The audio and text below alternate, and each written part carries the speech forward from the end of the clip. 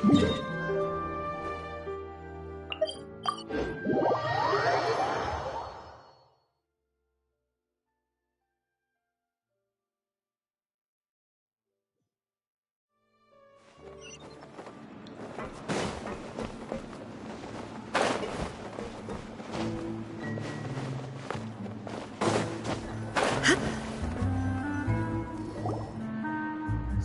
here's the room, and it's empty and waiting for us as promised. Navia is such a good person. Now that the serial disappearances case has been solved, no one's going to come after us for anything. Even without Silver standing guard, we can just completely relax. Why don't we stay and rest up here for a while? Even machines in Fontaine need to stop and recharge now and then. Oh, come on! This place isn't that bad. Besides, how often do we get to stay in an actual base? Oh, fine. Remember that detective story Paimon read before? Well, the author is about to release a new book, so Paimon wanted to buy it as soon as it came out and have a quiet place to read it. Yippee! Then it's agreed. Come on, let's get some sleep. We'll need to be up first thing in the morning to get in line and buy a copy.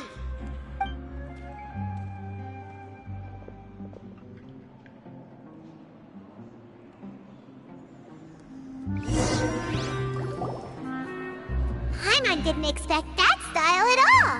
Even though it's a detective novel, it's also like a social documentary. It's actually pretty good. No! Paimon just spends a bit more time sleeping than you, that's all. Excuse me, but do you know if the Traveler and Paimon are lodging here? Huh? Who are you? Paimon doesn't recall seeing you before. Wait, you're not here to give us trouble, are you? A blonde traveler and a chatty little fairy. Phew, looks like I found the place. Good thing I asked the Spina di Rosula. Seems they sent me the right way. Hey, what do you mean by chatty? Paimon's always careful not to talk too much. Most of the time, anyway. It's an honor to meet you both. I was sent from the Palais Mermonia. Monsieur Nourillet wishes to see you. It seems he has something important to discuss in person. Nourillet? He wants to see us again already? Huh. We talked so much the last time we met. Has something happened since then? I am not privy to the details. It would be best if you came to the Palais Mermonia and asked Monsieur Nourillet in person. If you say so, but Paimon has a bad feeling about this. Now that I've delivered the message, I'll take my leave. Thanks! We haven't left the room for a few days, so we'll head over once we've freshened up a bit.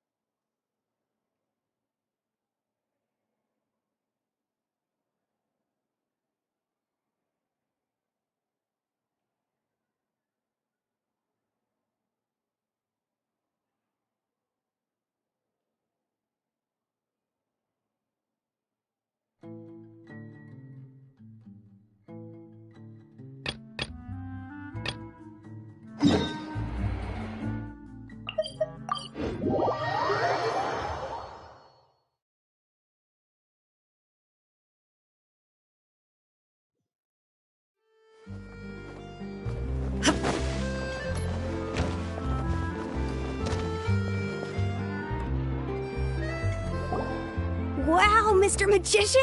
How did you know which card I picked? Oh, it's simple. Come closer and I'll let you in on my secret. Magicians have a special skill called telepathy, which means we can read other people's minds. Really? Then, what am I thinking now? Well, first you need to relax, because I can see that you're clenching your fist in your mind, as if to say, no, I mustn't let him guess it. Aww. And now you're getting a little flustered. You're trying to find a way to empty your mind, to think of nothing at all.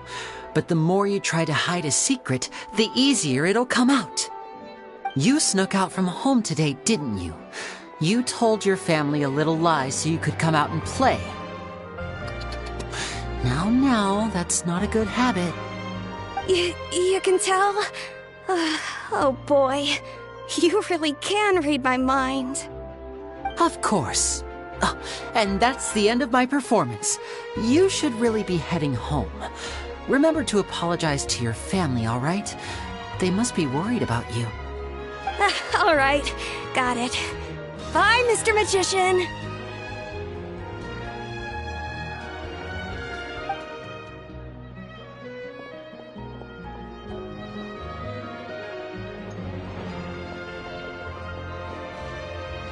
Hey, Lenny? Why, hello. We meet again. Are you looking for me? What's the situation? Well, why don't you guess, Mr. Telepathic?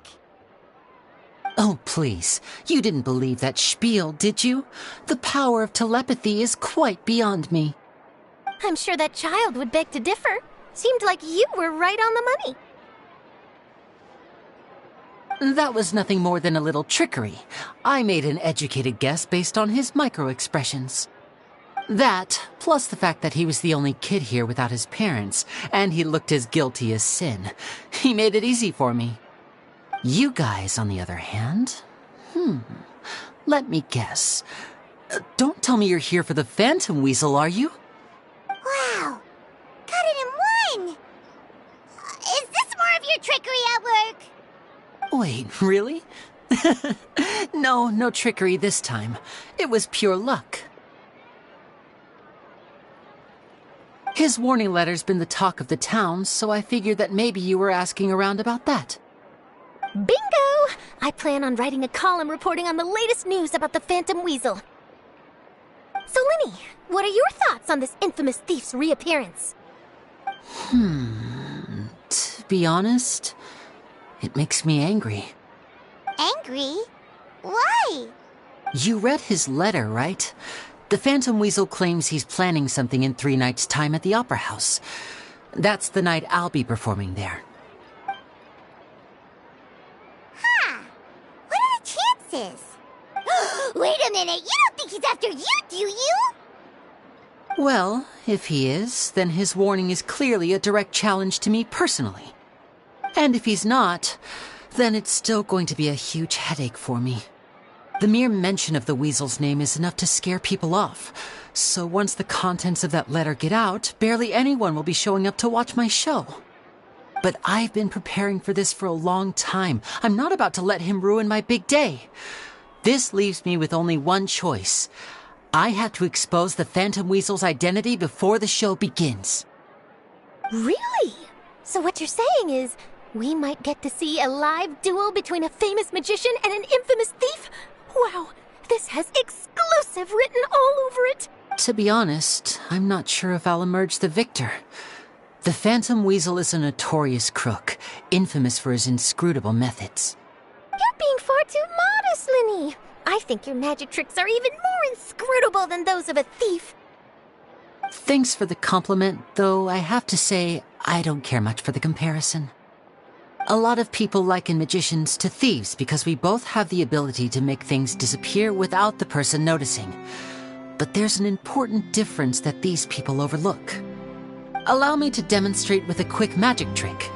Here, I have a flower, just an ordinary flower that was picked not long ago. Watch it carefully now. 3, 2, 1. It's gone! That's the question. Where did it go? Therein lies the difference between us. Thieves make precious things disappear, but only magicians make them reappear.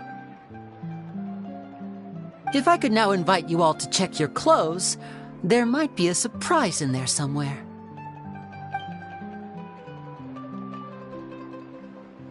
A surprise? Let me see!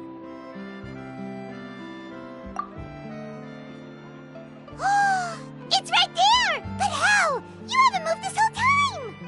What an outstanding trick! Sorry, Lenny, it seems that my previous praise was woefully inadequate. Clearly, magic is the superior art form to theft. Don't worry, I didn't take offense.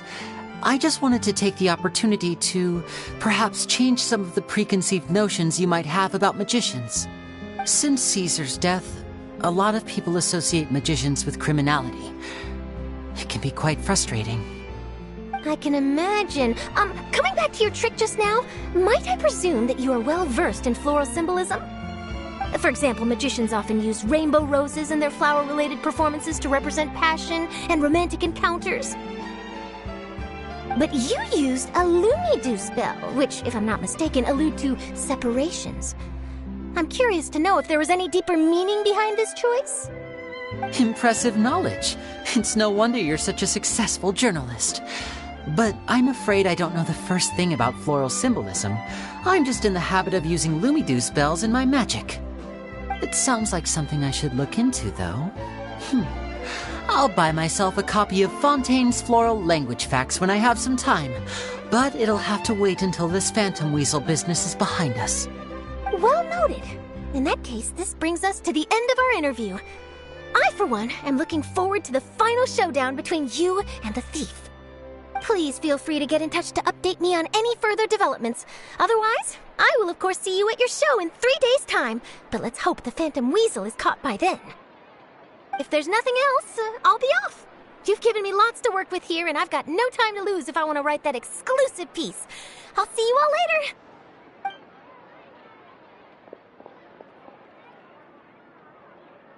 So, Lenny, are you gonna tell us how you did that flower trick now? I'm afraid that's my little secret. Aww. Well, magicians are entitled to their secrets. But Paimon's really itching to know how it's done. You feel it too, right? So itchy. Not so itchy then, huh? Well, since you're so concerned, how would you like to serve as my temporary magician's assistants and help me investigate? Magician's assistants? Oh, that sounds fun! Assistants are technically magicians too! Also, it'll bring us one step closer to figuring out how that darn trick is done! Shall we go for it?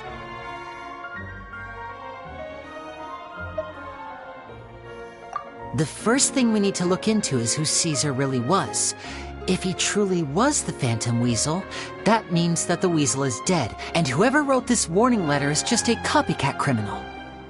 But if he wasn't the weasel? Well, that'll make things more interesting. It would mean that the weasel lives, and he's been laying low all this time in some corner of Fontaine. And if we're investigating Caesar, his fiancée Gemma is a good place to start. Word is that she visits the cemetery often, so I asked Lynette to wait for her there. We should make a move. Let's go and rendezvous with Lynette.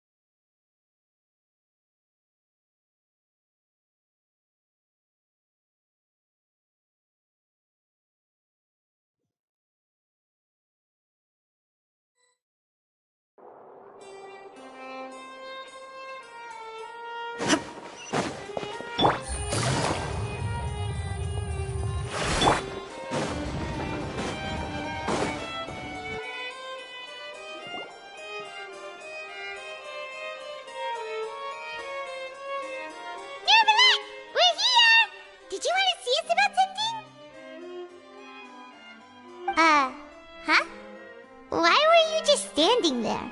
You daydreaming or thinking something over? Yes, I did send someone to fetch you. But as for what I'd like to discuss next, well, I still have some reservations. Given that we've already made the trip here, you should just tell us.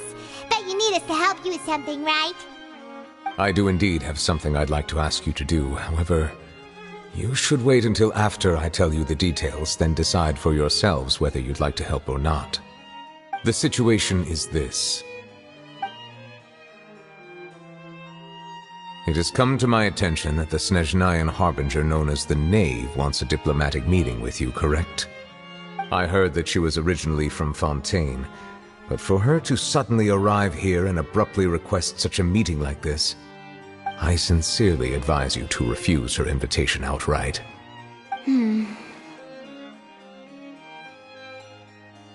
I'm sure you're aware that her purpose is most likely related to Child's recent predicament. We convicted one of the Snezhnayan harbingers in a court of law, but we have yet to provide any form of detailed report on the matter. This does indeed provide an opportunity for Snezhnaya to put pressure on us. I believe we should adopt an evasive stance until we can provide a proper explanation and have a preliminary plan on how to deal with the matter. No, we shouldn't. I think we should agree to the meeting. Oh?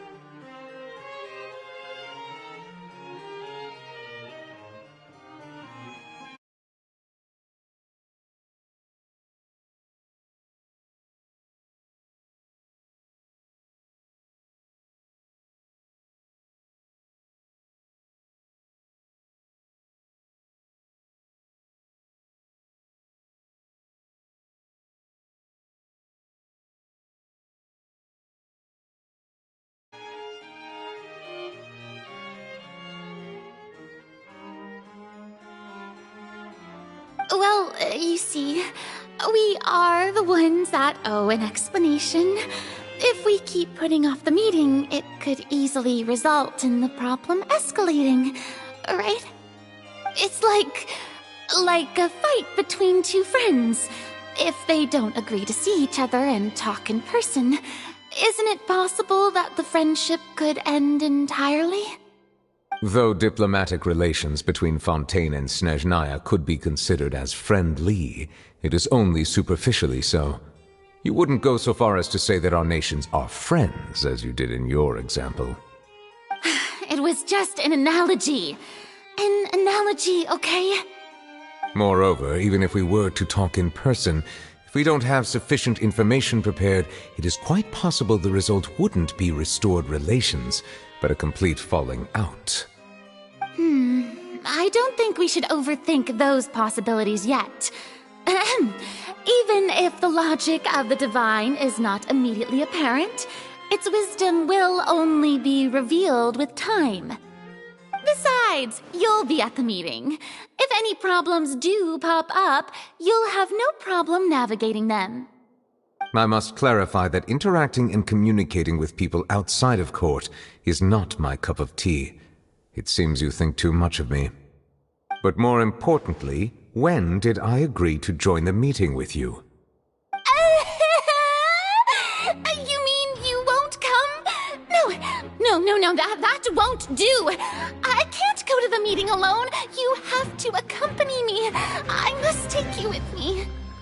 Lady Farina, could there be something else regarding this matter that is being kept from me? No, not at all. Look, I am the Hydro-Archon of Fontaine, Focalor, the god of justice who is loved and adored by many. So I only hope that justice will be served in this matter. Don't overthink it. I'll go find someone to arrange the meeting.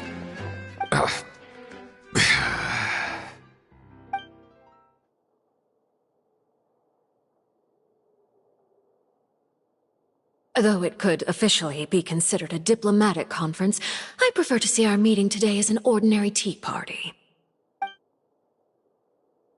I assume you see it the same way, Miss Farina?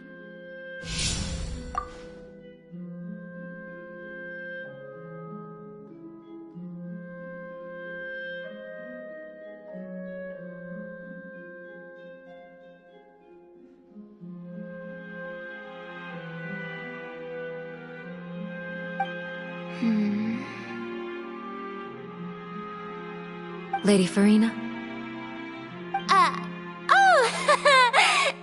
Yes, that's right. Just like you said, a tea party.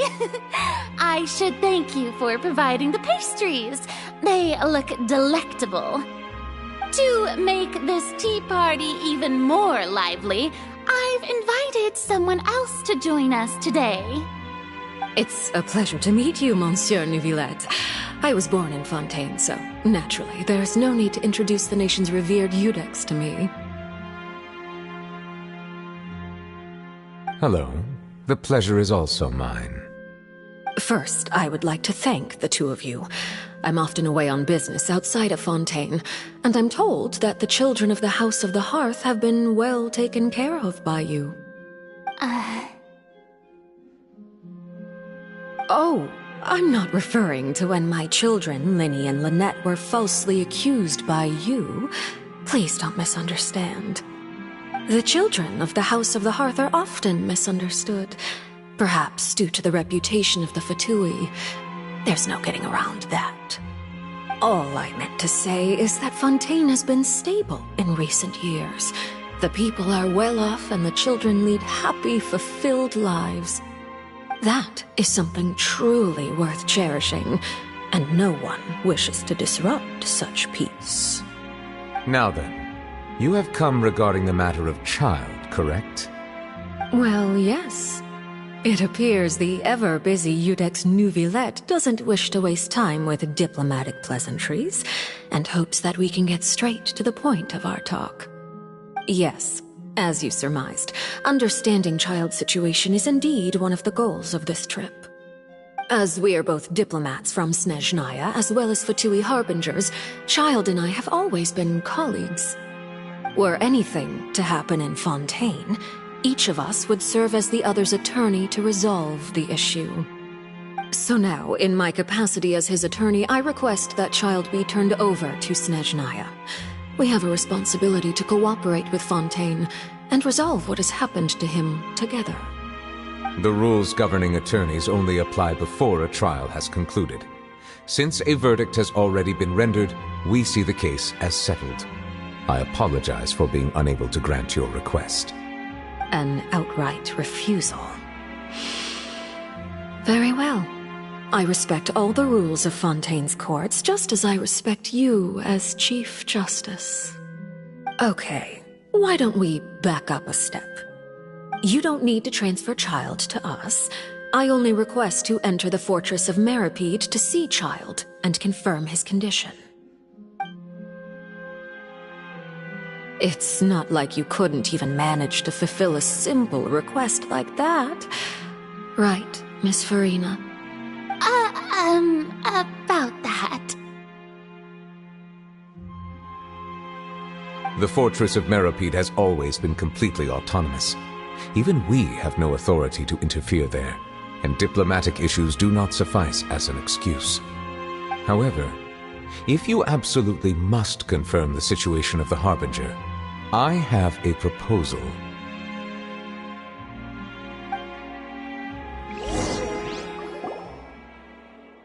The knave showed up already? Well, Linny did say that Father will be returning soon. We didn't even know that Linny was from the House of the Hearth at the time, so we kinda overlooked that information. Yes, thank you for your kind advice. I'm well aware of the situation. I also noticed that Lady Farina acts a little odd and unnatural whenever I bring up matters related to the knave. Could the knave be threatening Lady Farina or something? If that were the case, then why wouldn't Lady Farina inform me And what means could the knave possibly have to twist the arm of an Archon? So maybe that's not very likely. Even though Farina can act a little weird at times, she's still an Archon. In reality, this problem is even more thorny than it appears. According to reports from the fortress of Meropide, Child recently disappeared under mysterious circumstances. The details are still unclear. We cannot rule out an escape, but there have also been no reports of him outside of the fortress of Meropide. Special guards oversee the fortress, and its internal systems are extensive. Combined with the special characteristics of the surrounding terrain, an escape should not be possible. I suspect that there's something else behind Child's disappearance. I was only willing to share this information with you because you are friends of Child, and it is my duty to see justice done. So this is what you wanted to see us about before? Yes. I would like you to go to the fortress of Meropide and investigate Child's disappearance. This was my proposal during our meeting with the knave. Rather than allowing her to intervene, I offered to send someone to find out about Child's situation and report back to her in detail. The knave did not seem satisfied by my proposal, but she still agreed to go along with it for the time being. Her words were, "We will talk more once we have that report." So that means we bought ourselves some time! Firstly, you're already acquainted with Child. Your eyes may discern relevant details there that others would miss. And secondly, is the consideration of the unique nature of the fortress of Meropide. Isn't it just Fontaine's prison? I would not define it so crudely. The fortress of Meropide is not affiliated with the court system of Fontaine on paper. It has always existed as an autonomous entity. Early in Fontaine's history, criminals were punished with exile, not imprisonment. Even today, sentences against convicted criminals still include exile, just as before. The fortress of Meropide may seem like a prison, but it should in fact be regarded as a gathering place for exiles. All we do is dispatch guards to keep watch and help maintain security, but we have no right to get involved with any other matters. Although I do have a personal relationship with the administrator there, neither myself nor the courts have the right to be directly involved with the investigation, no matter how serious the grounds. Oh, Paimon gets it now! That's why you need us to conduct our own investigation as a third party, right? Correct. I will arrange false charges against you so that you may secretly investigate inside the fortress during your detention. This will save us a lot of unnecessary trouble. So, are you two willing to accept my proposal? Yeah, no matter how you look at it, it seems we're the best choice. Alright, we hereby accept this difficult task. Reluctantly. You two have my sincere thanks. This matter is of critical importance to Fontaine's current situation. Also, I hope that both of you can keep this operation a secret. We will rendezvous at the Fortress of Meropide's entrance on Erinius once you've prepared yourselves. I will arrange for someone to take you inside. Prepared ourselves? Is there something we need to prepare? Perhaps you could enjoy a good meal and have a nice bath.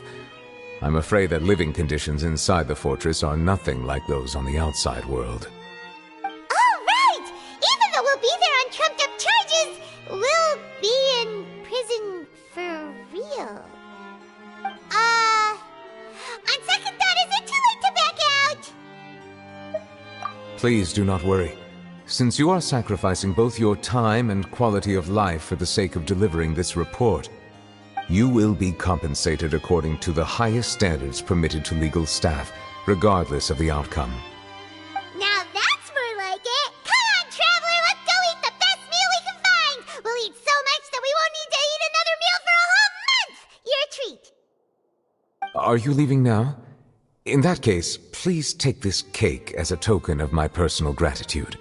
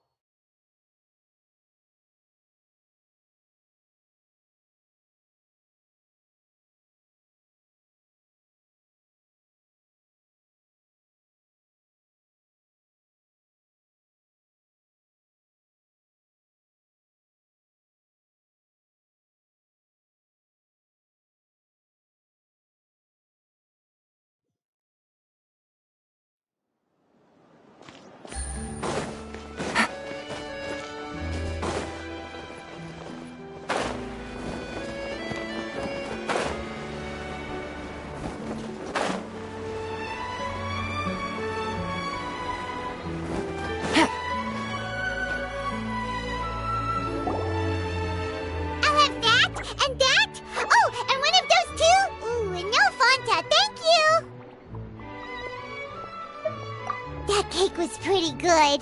But as soon as Paimon remembered that we were about to go to prison, Paimon's stomach suddenly became completely empty.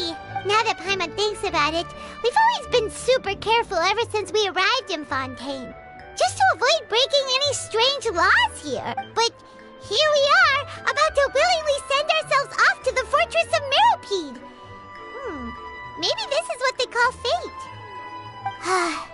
Let's just try our best to investigate everything quickly once we get there. Paimon doesn't want to stay in prison too long. Oh, what is that I hear? Is it the taste of a breaking story? Hey! You can't hear a taste! And what are you doing here, Charlotte? Oh, don't remind me. I invited an eyewitness to a case to eat here, and I was planning to get some great material out of him. But he didn't even show up. Calm down, calm down.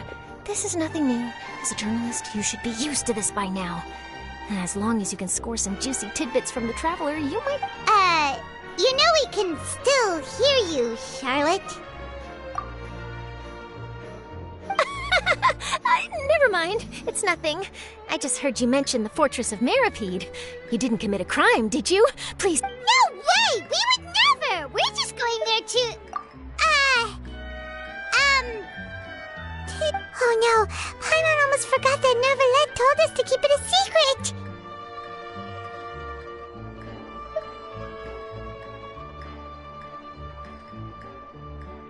Huh? You're being arrested for that? Oh. But now that I think about it, I suppose that's not completely unreasonable. That's pretty despicable, almost as offensive as committing theft. You mean Paimon really did something that serious?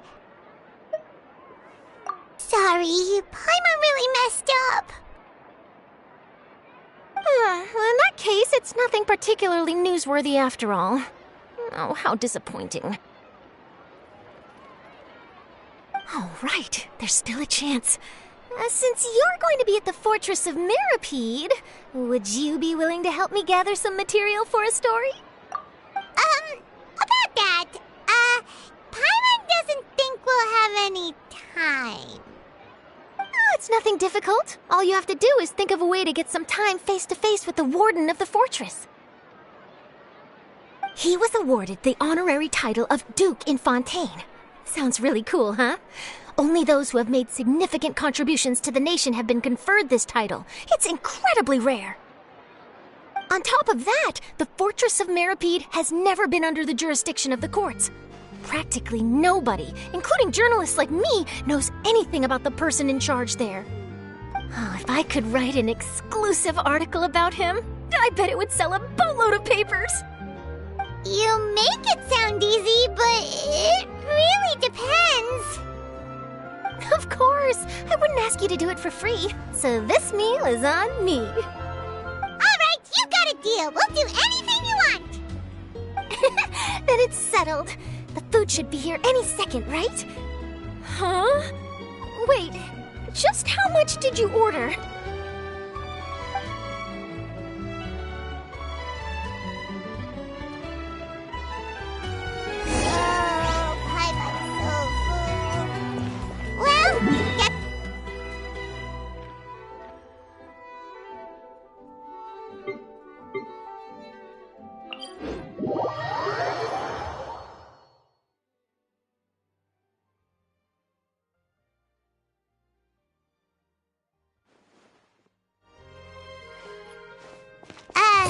Wait. Paimon just said something really ominous, didn't she?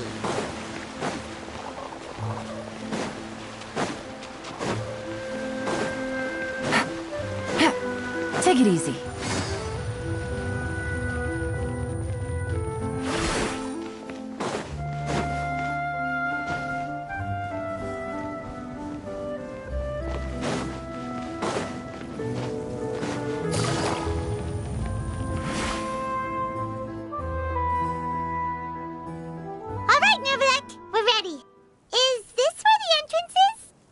You have come, just as promised.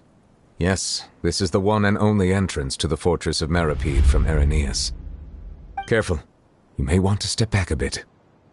Whoa! So you have to go down from here? Is the prison underwater?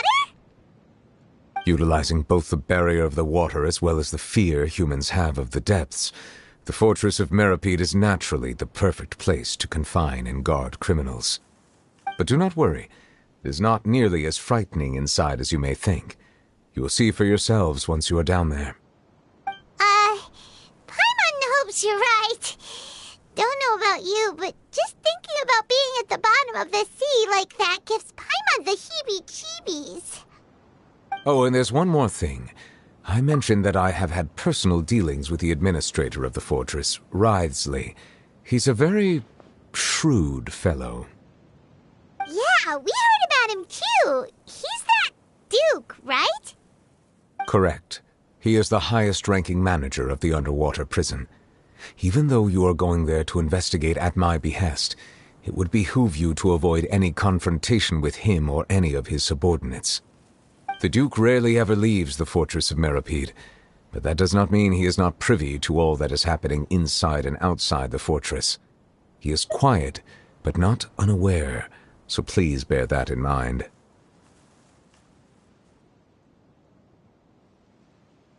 All right, that's about all the time that we have to talk privately. I'm counting on you two. Don't worry, we won't let you down. Good. Madeline! I'm here, Monsieur Nervalet. These two are the newest convicts, I presume? Don't worry, they won't escape on my watch. Like we would try. Please follow me, you two. I'll process your paperwork for entering the fortress of Meripede.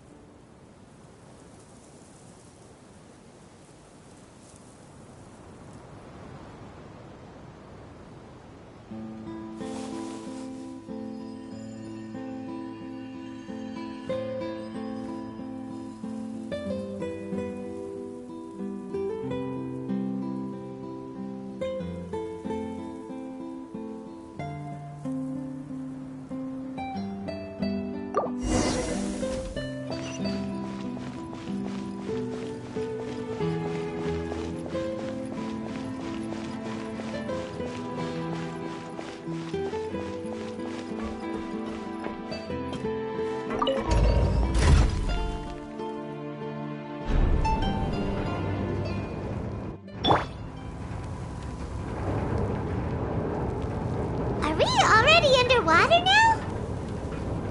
Huh. So this is what it feels like to be a criminal in Fontaine. You two seem to be taking this pretty well. It's rare to see convicts in such a good mood.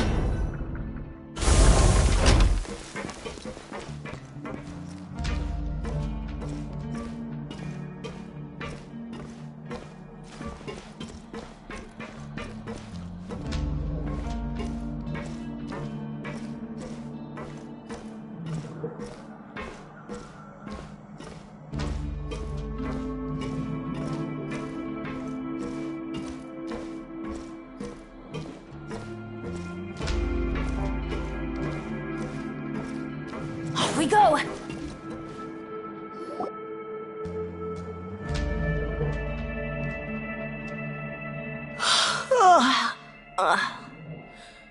Oh, it's you, Madeline. Why'd they make you make the trip down here today?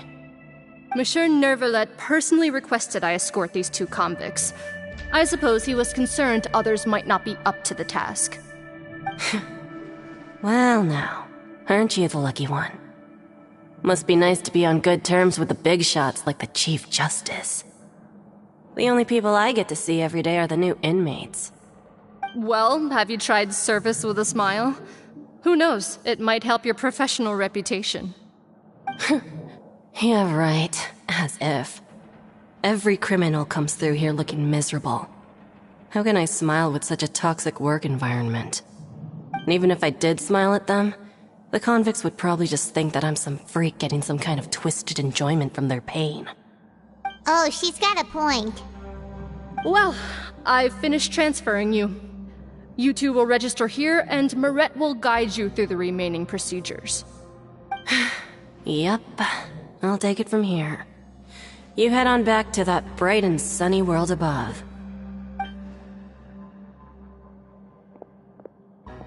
Okay, let me see. You are the Traveler and Paimon, correct? That would be us! Let me confirm your charges and sentence. Let's see. You two are charged with eating a cake specially prepared for the Archon by a Snezhnayan envoy without the Archon's permission, thereby incapacitating the political center of Fontaine for a brief period. Sentence: 45 days? Huh? Wait, you mean the cake that Nervalet gave us was... Just looking at the charges, it seems you two are capable of causing some serious trouble. And considering how fond Lady Furina is of sweets, this crime is tantamount to trying to assassinate the Hydro Archon herself. Now I've seen everything. Anyway, we still need to finish processing you before you can enter the Fortress of Meripede. Please stand in front of the board over there. I'll take your mugshots with my camera. Oh, all right. But be sure to catch Paimon's good side.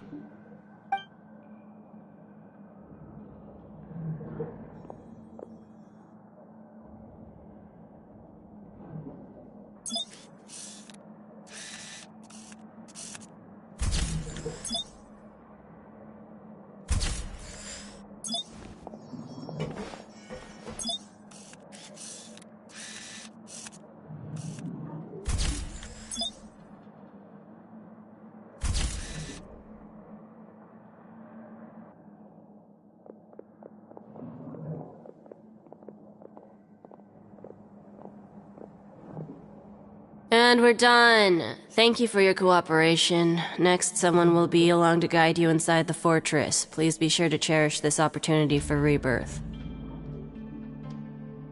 Huh?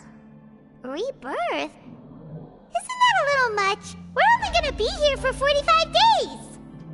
You two are the new inmates, right? Follow me. Oh, okay! Paimon is Paimon and this is the Traveler! Save it. Not like I'll remember your names. Move it.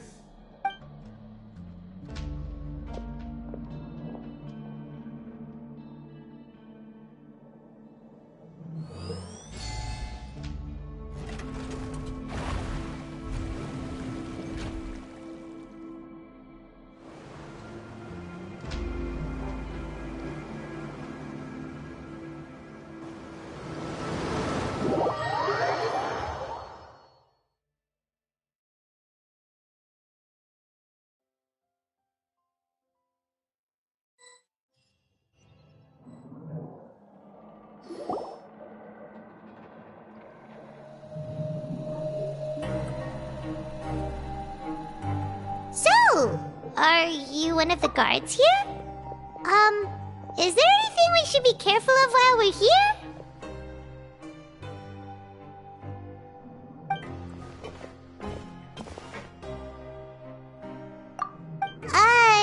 Did Paimon already ask something she wasn't supposed to? Why should I tell you anything? What's in it for me? This is exactly why I can't stand new fish. I wouldn't even be doing this if it weren't for the credit coupons. Credit coupons? Alright, seeing as you're not the annoying kind that's getting dragged in here crying and blubbering, I guess I can tell you a few things. But next time, it'll cost you some coupons. Mora means nothing here. Here, we use credit coupons. Coupons can get you almost anything in the Fortress of Meripede. Desires? Fulfilled. You want power? No problem. Coupons can even change fate itself. So, credit coupons are a currency that can only be used here? It's not as simple as that. Like Moret said, Everyone gets a chance at rebirth. No matter how much money or power you had before, it means nothing once you set foot inside the fortress of Meripede.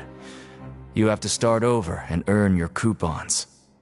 Everyone starts from the same place, and you have a chance at a new, less terrible life. I guess that's the real purpose of the coupons. They symbolize true fairness and true justice. And this is also exactly why so many criminals choose not to return to the outside world, even after they've served their sentence. Oh, so that's what the Fortress of Meripede is like. Huh. Paimon was under the impression that it'd be more like a prison. It certainly ain't all sunshine and roses here, but it's also not the worst place to be.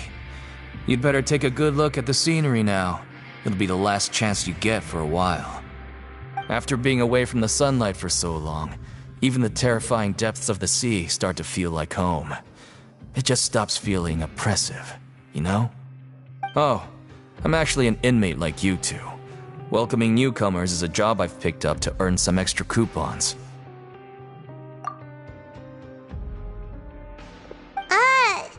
Why aren't you answering us again? I've told you enough for free. Any more info is gonna cost you. So all you care about is Mora! Wait, no. Coupons? Almost there. It's down through here. Your turn to give it a try.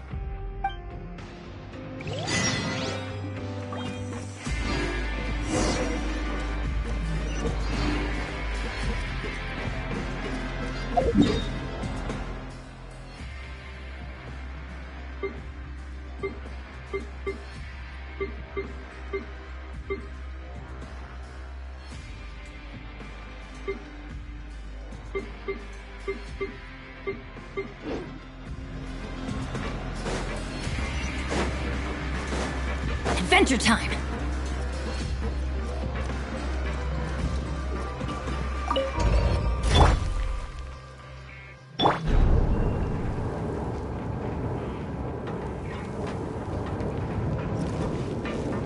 Get out of here!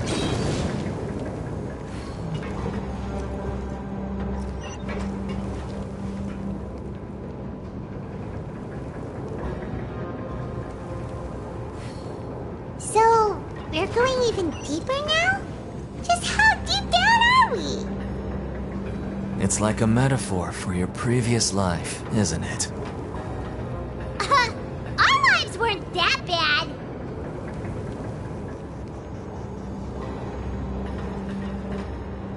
Benny's adventure team, assemble!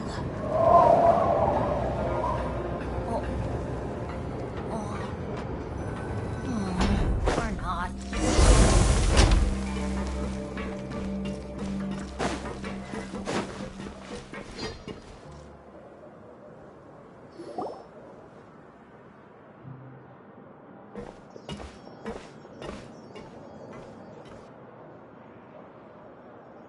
So this is the actual entrance to the Fortress of Meripede?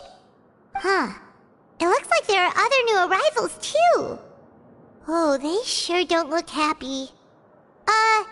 Maybe we look too relaxed for fresh convicts.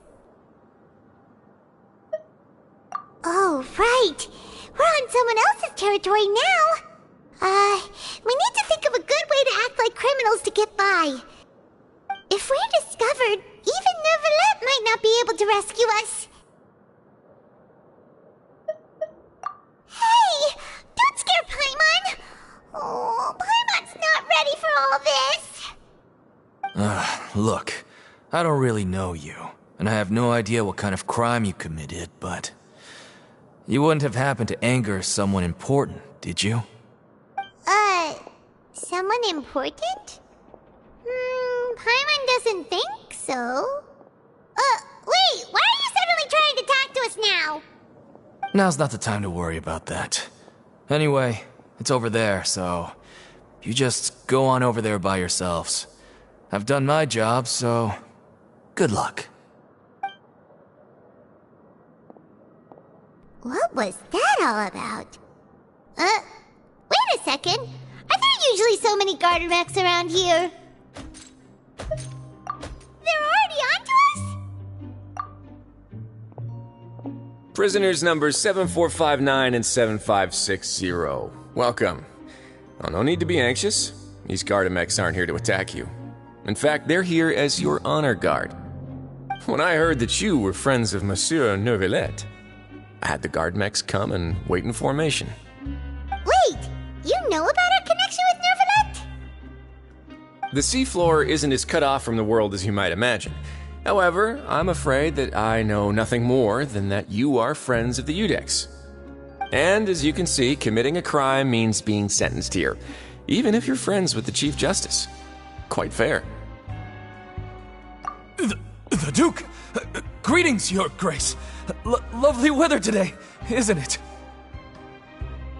Oh, greetings, my good fellow. Well, I'm willing to imagine that the weather is as good outside the sea as you say it is. How great it would have been if only the Fortress of Meripede had been built on the coast, huh?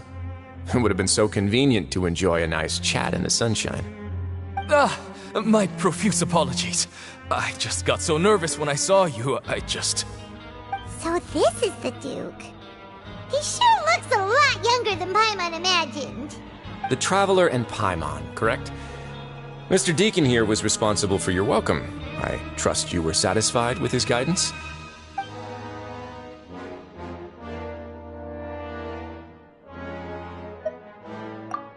Outstanding.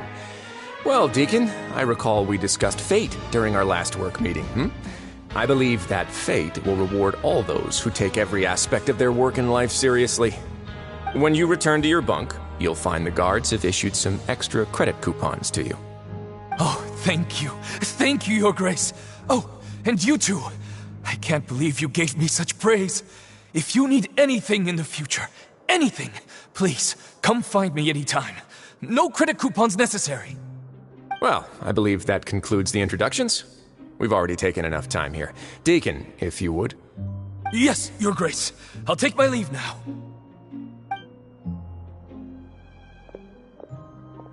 Please, follow me. To make you feel more welcome, I'll show you around the various facilities of the Fortress of Meripede. I hope it'll help. He's going to personally give us a cure? Huh. Paimon can't figure out what this guy's thinking at all. No wonder Charlotte's so interested in him. He's one of those mysterious types. Alright, let's keep up with him. Here we go!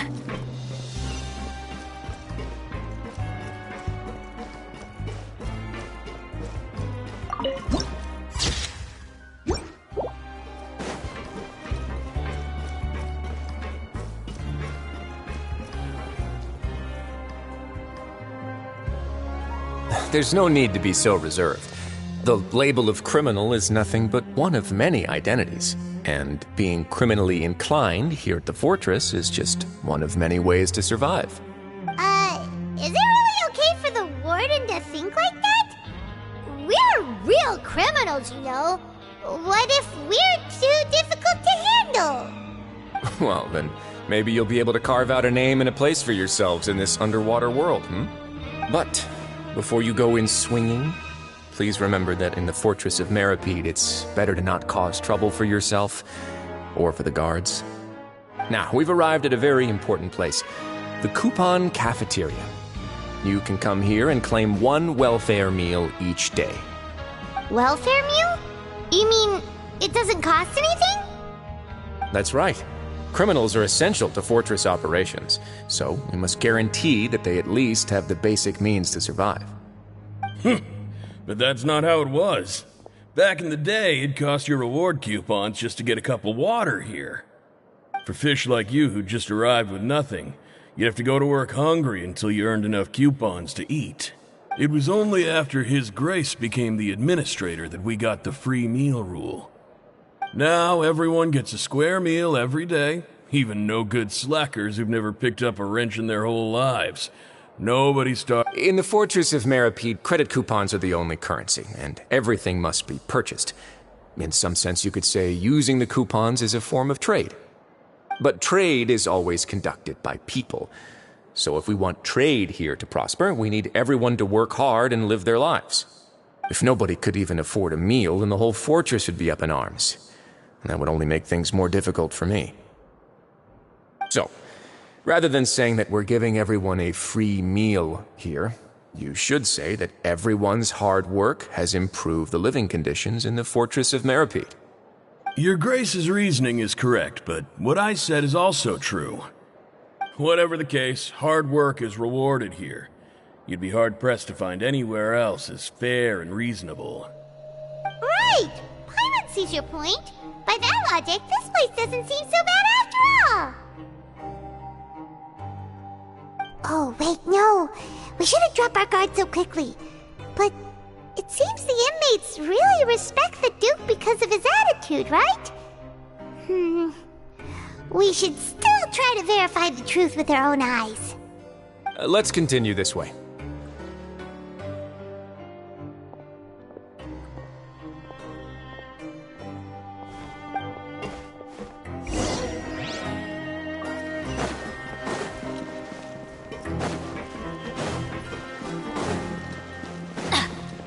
Adventure time!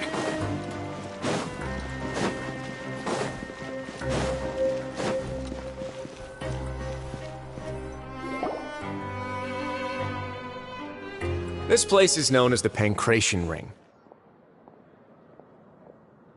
Sometimes we have criminals who have more energy than they know what to do with. Their daily work alone isn't enough of an outlet for them. So, instead of leaving them to their own devices, we've provided them with this dedicated venue. This way, nobody will get involved unless they want to be. Pancration matches? And you can earn extra coupons? Oh, what do you think, Traveler? Interested? But I must warn you that your sentence will be extended if you fail to restrain yourself and end up seriously injuring or killing your opponent. So, did you set this place up too? No, actually. I just granted approval for the organizer to use this area to build the ring, and I collect a portion of the proceeds in return. Of course, the fees are also quite useful. Oh. Do you mind if we ask what they're used for? Sure. Ensuring personal safety, maintaining the arena, and resolving any conflicts that arise. Why? Are you interested in how to manage a pancration ring? Oh, no. Paimon was just wondering if that's how you paid for everyone's welfare meals. A reasonable guess. I see you have a talent for entrepreneurship.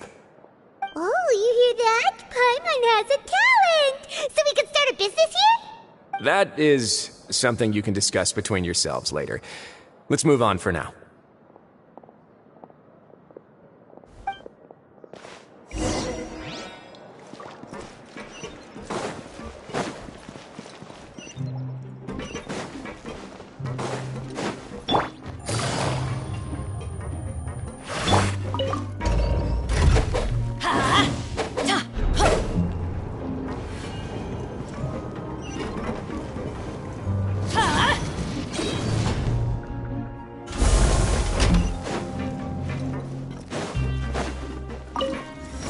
We go!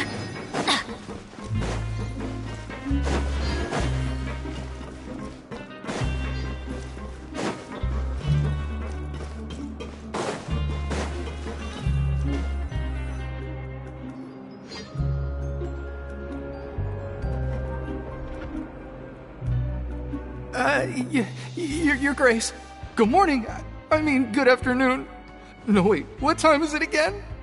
What time indeed? Time waits for no one, so it's best to keep an eye on it. My apologies, Your Grace. Jeez, that guy's so nervous he almost forgot to breathe. Sorry, forgive my manners. These are the dormitories, which is where inmates sleep. The guards will inform you where your bunk is later. In the Fortress of Meripede, criminals usually spend most of their time in either the production zone or the sleeping areas. The production zone? What does it produce? Is that where we'll be working? Not necessarily. Though working in the production zone is the most reliable way to earn credit coupons, if you have other skills, you can skip your shifts to earn them in other ways. Wow. Wait, you're the manager of this place, and you're just telling us to our faces that it's okay to The fact that the Fortress of Meripede has continued operating completely autonomously is proof enough that most people are willing to work honestly and earn a stable income. As for what we produce, many of the clockwork machines seen all over Fontaine originate from our workshop. Therefore, the Fortress of Meripede is not only a place where criminals serve their sentences, but also a giant machine factory. There's no need for me to get into specifics about the production process now. You'll experience it all firsthand when you report for work tomorrow. Let's move on. The tour continues over this way.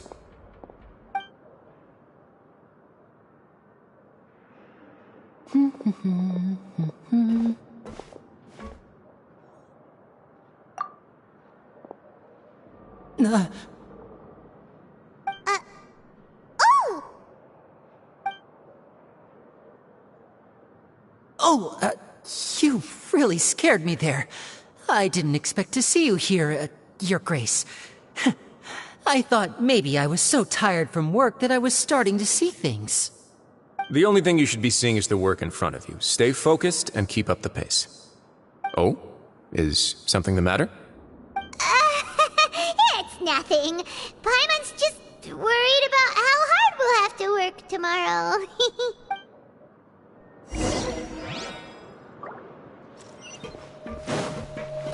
Adventure time!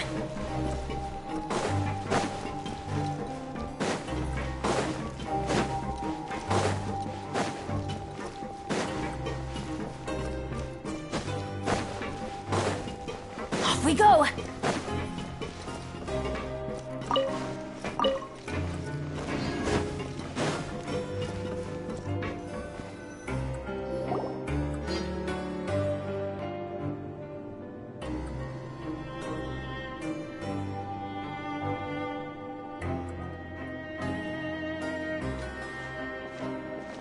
Your Grace? What are you doing in the infirmary at a time like this? Oh no, you didn't injure yourself, did you? Not yet, unfortunately for you. But thank you for your concern, Sigewinne.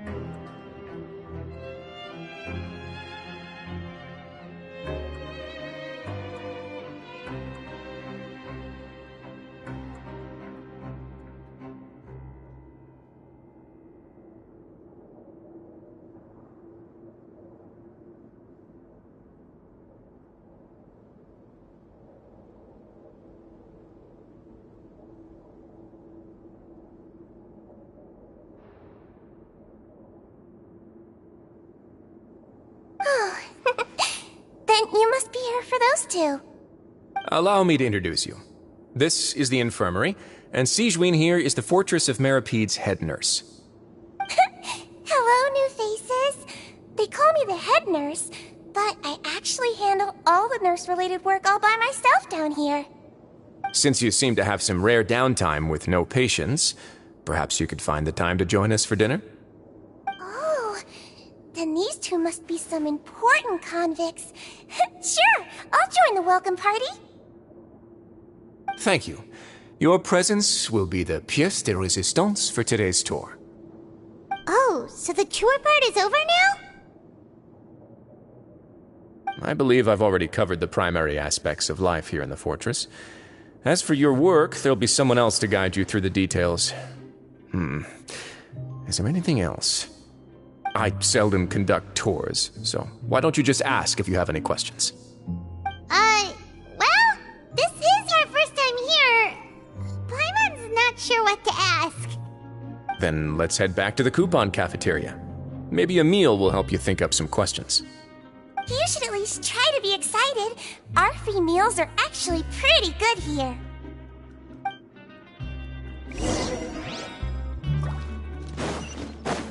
Adventure time!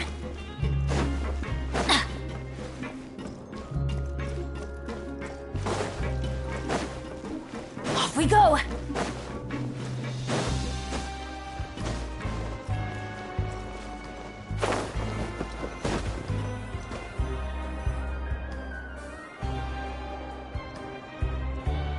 What do you think of the food? Does it meet your expectations? Wow, it looks delicious! Neverlet made it sound like living conditions in the Fortress of Meripede wasn't very good. Who would have guessed that criminals get to eat tasty food like this every day? Oh, isn't that the meal box that only super lucky people manage to draw? Seems like you two are quite fortunate. It actually has nothing to do with luck in this case.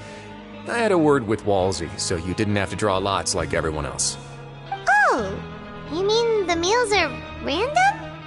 Yes, what you get to eat depends completely on your luck. You could say that it's a distasteful little game that Chef Walsey likes to play here in the cafeteria. Paimon knew it! If criminals got to eat tasty food like this every meal, the crime rate in Fontaine would skyrocket for sure! Excuse me, did I hear you mention Nervulette just now? I've been wondering how he's doing. Is he busy with work? Has he been taking care of his health? He seems healthy no matter how you look at him, but he works so hard all the time, so it must be really tiring. Sounds like he hasn't changed a bit. Looks like you can stop worrying so much, Sigewinne. Oh, that's good.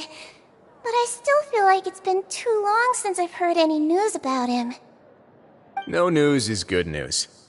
Maybe next time I've got something to discuss with him, I can invite you to accompany us. But isn't the Fortress of Meripede independent from Fontaine's court system? What do you two have to discuss? Well, we provide all kinds of mechanical products for official use, and some essential goods have to be obtained from the overworld, so we naturally have to stay in touch about this and that. Monsieur Neuvillette's character is unimpeachable. No matter the question, you can discuss it openly and freely with him. Talking with him feels quite effortless. In light of that, I am quite willing to go out of my way to show respect and accommodate him. In fact, right now, I'm treating you two as guests invited by Monsieur Neuvillette. But unfortunately, I can only do so until the end of this meal. After this, you two will just be inmates here. You're very welcome. Well, your new life awaits.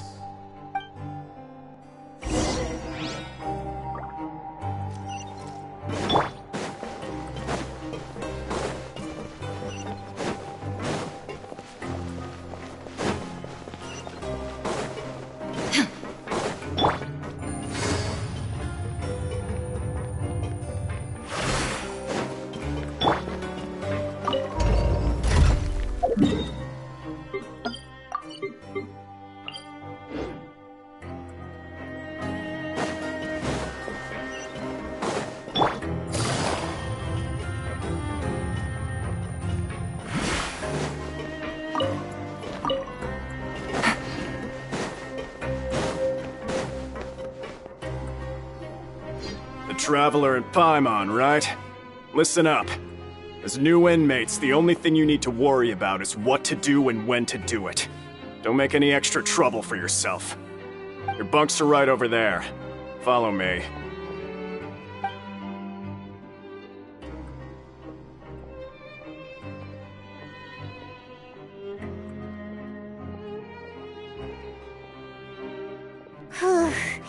So this is where we'll be sleeping from now on. Oh, Paimon can't believe this! The days of staying home and reading detective stories are like a dream now. By the way, Traveler, we saw a lot of things worth investigating just now. Even though the Duke didn't say it too directly, judging from what he said at the end, it seems that he was only welcoming because we know Neuvillette. We are criminals, and Paimon did eat that cake, but we're actually here to help Neuvillette. Is it possible that he knows we're here on a mission?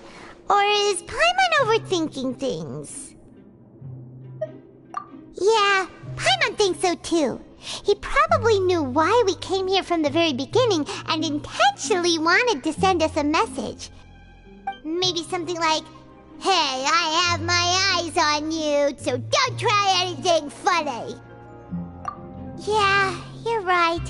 It's not like we can go back to Neuvillette empty-handed and say, "The dude looks scary, so we gave up." And besides, the Duke said that he was willing to go out of his way to show respect for Nervalette, right? So, we at least need to try. But Paimon hasn't gotten a clue where we should start our investigation. You mean... Yeah, that's what Paimon was thinking too! Paimon almost spilled the beans when we ran into him. Fortunately, based on his attitude, it looks like the Duke sees Linny as just another inmate. We worked so hard to help clear Linny and Lynette's names, and yet we turn around and bam! He's in prison anyway! Oh, right! Linny and Lynette are from the House of the Hearth. They work for the Knave, so they could be here to investigate too! Huh? Oh, it's a card! Paimon didn't notice it earlier. It looks like a magician's prop. Lenny must have left it here. He's in prison and still doing his little tricks, huh? Let Paimon have a look. It was nice to bump into you again. Let's catch up in the production zone tomorrow. What in the world? It's written like he's greeting a buddy on the street. Paimon thought he'd write something important. If you say so, we can ask him what's going on tomorrow. Let's get some rest now.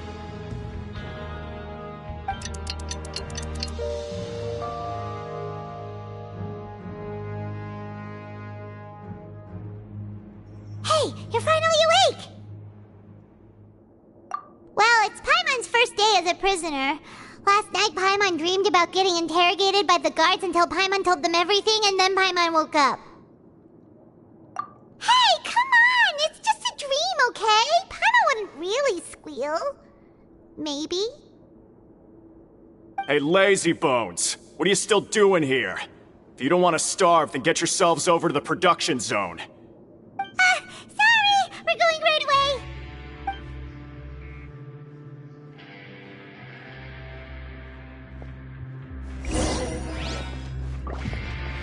Take it easy.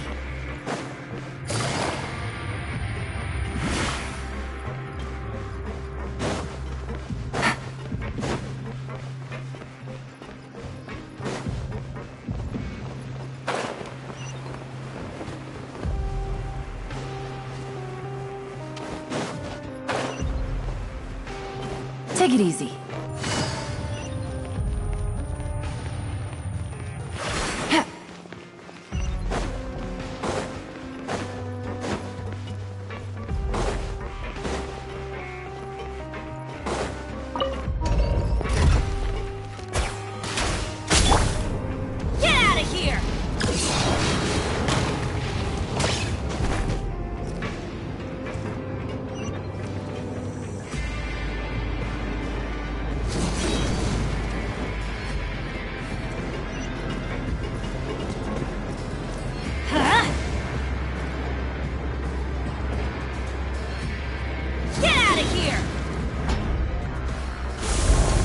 Adventure time!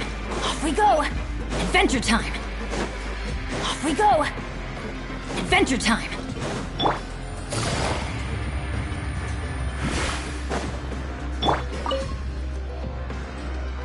Ah, you must be the catch of the day. Looks like you've got some luck getting assigned this space. Yep, we just arrived yesterday and... Don't interrupt me when I'm speaking! Yes, sir. Listen carefully to my instructions. I don't want any mishaps. Every machine here is worth more than the both of you. Working around these machines can be very dangerous. Do your job well, and you can eat in the cafeteria after your shift. Get sloppy, and you dine in the infirmary. Anyway, the Fortress of Merope doesn't want to lose a single one of its machines. And it also doesn't want to waste the production potential of any inmate. You got that? Got it! Your job is to use the machine over there to process widgets. Watch carefully, and make sure you step on the pedal at the right time.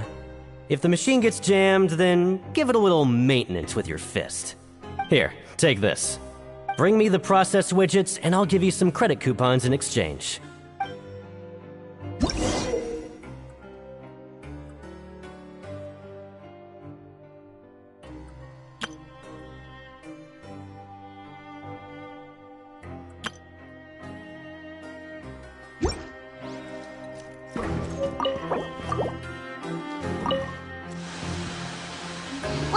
widget is hot enough to glow, jump to step on the pedal and hit the widget with the hit. So if the machine gets jammed, you just need to attack it to fix the problem.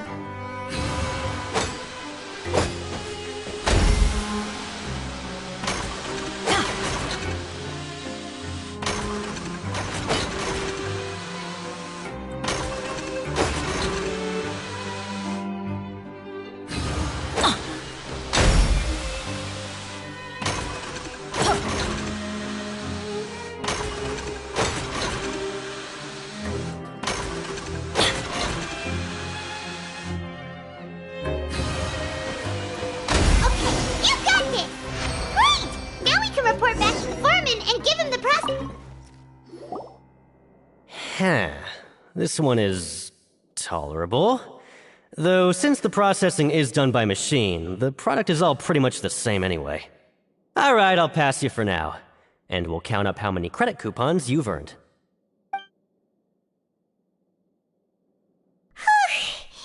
Paimon's exhausted. We're done now, right? Oh, that foreman. He's so scary that Paimon couldn't even speak. Ugh. Even though Paimon's starving and wants to head straight to the coupon, he probably just finished up his work too.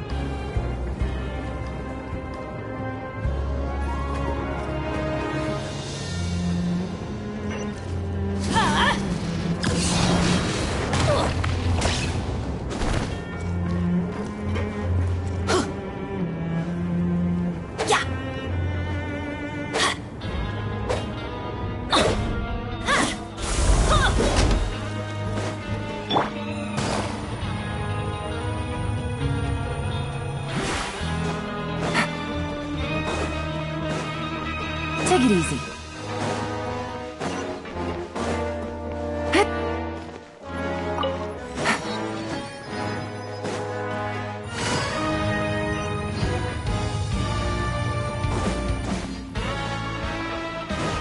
Winnie? Mr. Magician? Where are you? Oh, this had better not be some disappearing act.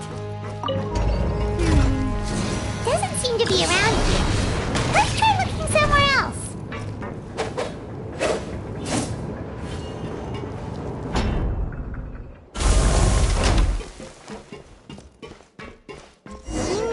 Where could he be? Did he decide to slack off and sleep the day?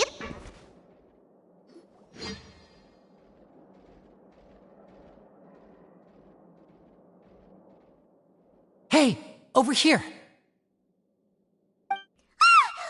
Oh, you scared Paimon! How did you appear out of nowhere like that? Oh, you scare so easily now? Is there something worrying you these days? You little... The only thing we're worried about was trying to find you. Sorry. Come over here and keep it down.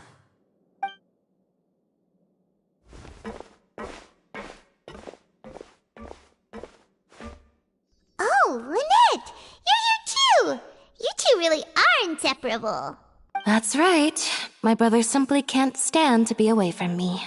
It's not just Lynette. Fremine is also here. Do you still remember him? Oh, you mean that diver from the House of the Hearth, right?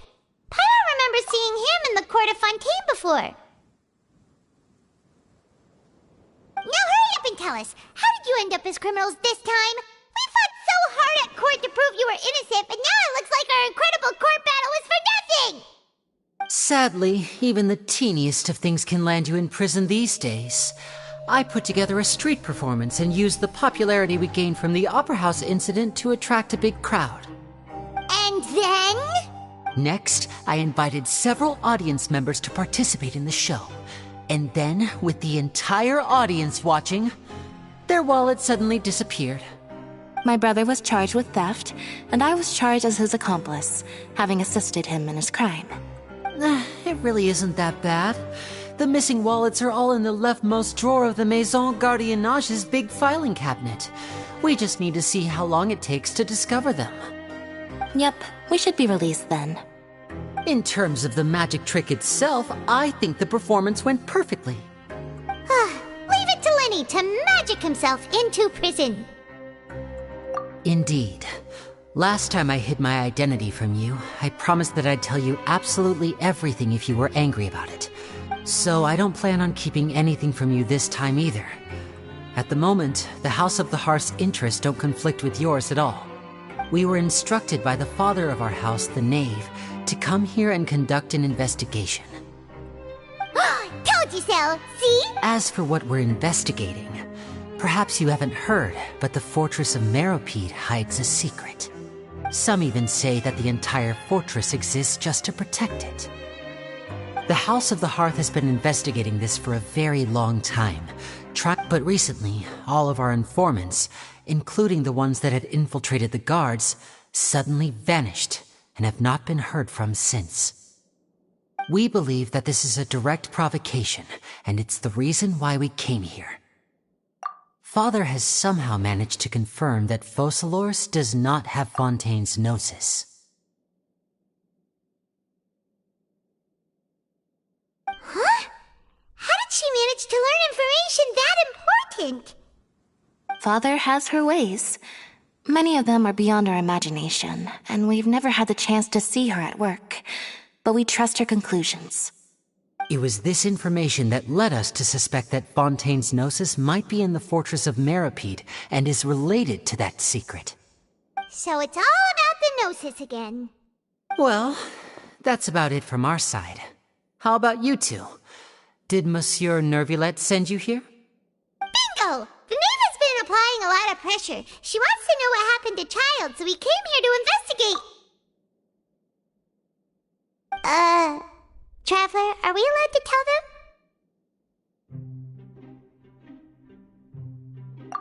them? You don't need to worry too much about that. She's just asking for a report on Master Child's predicament as a means of pressuring you. Father used this situation as a pretext to negotiate with two high-ranking officials in the court of Fontaine. She actually just wants to be able to make concessions on this matter for gains elsewhere, almost like a bargaining chip. Sometimes you need an excuse to do things you otherwise couldn't. And a harbinger is more valuable than you might imagine. Of course, it's not a complete farce. If we do manage to find out what happened to Master Child too, then diplomatic relations with Fontaine could improve, and Snezhnaya might even be able to adjust its stance a bit. Is it just Paimon, or does it feel like we're the only ones who actually care about Child's situation? The relationship between the Harbingers must be as bad as ever. I wouldn't go that far. Father just has different standards than we do when it comes to what can be sacrificed for an advantage. By the way, I have a suggestion. Why don't we team up? Even though we have different objectives, we're both here to investigate the fortress of Meropide. It would be more efficient for us to work together.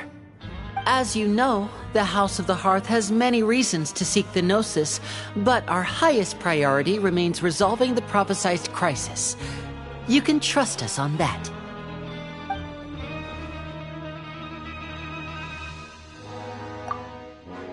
See, I told you. Is that so? Sure enough, it won't be easy to convince them to cooperate with us. Lenny seems to be thinking pretty hard about something.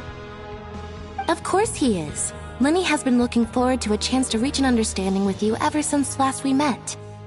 Or, I should say, we were really looking forward to teaming up with you this time. Lynette, just tell them everything, why don't you? It's okay to open up a little.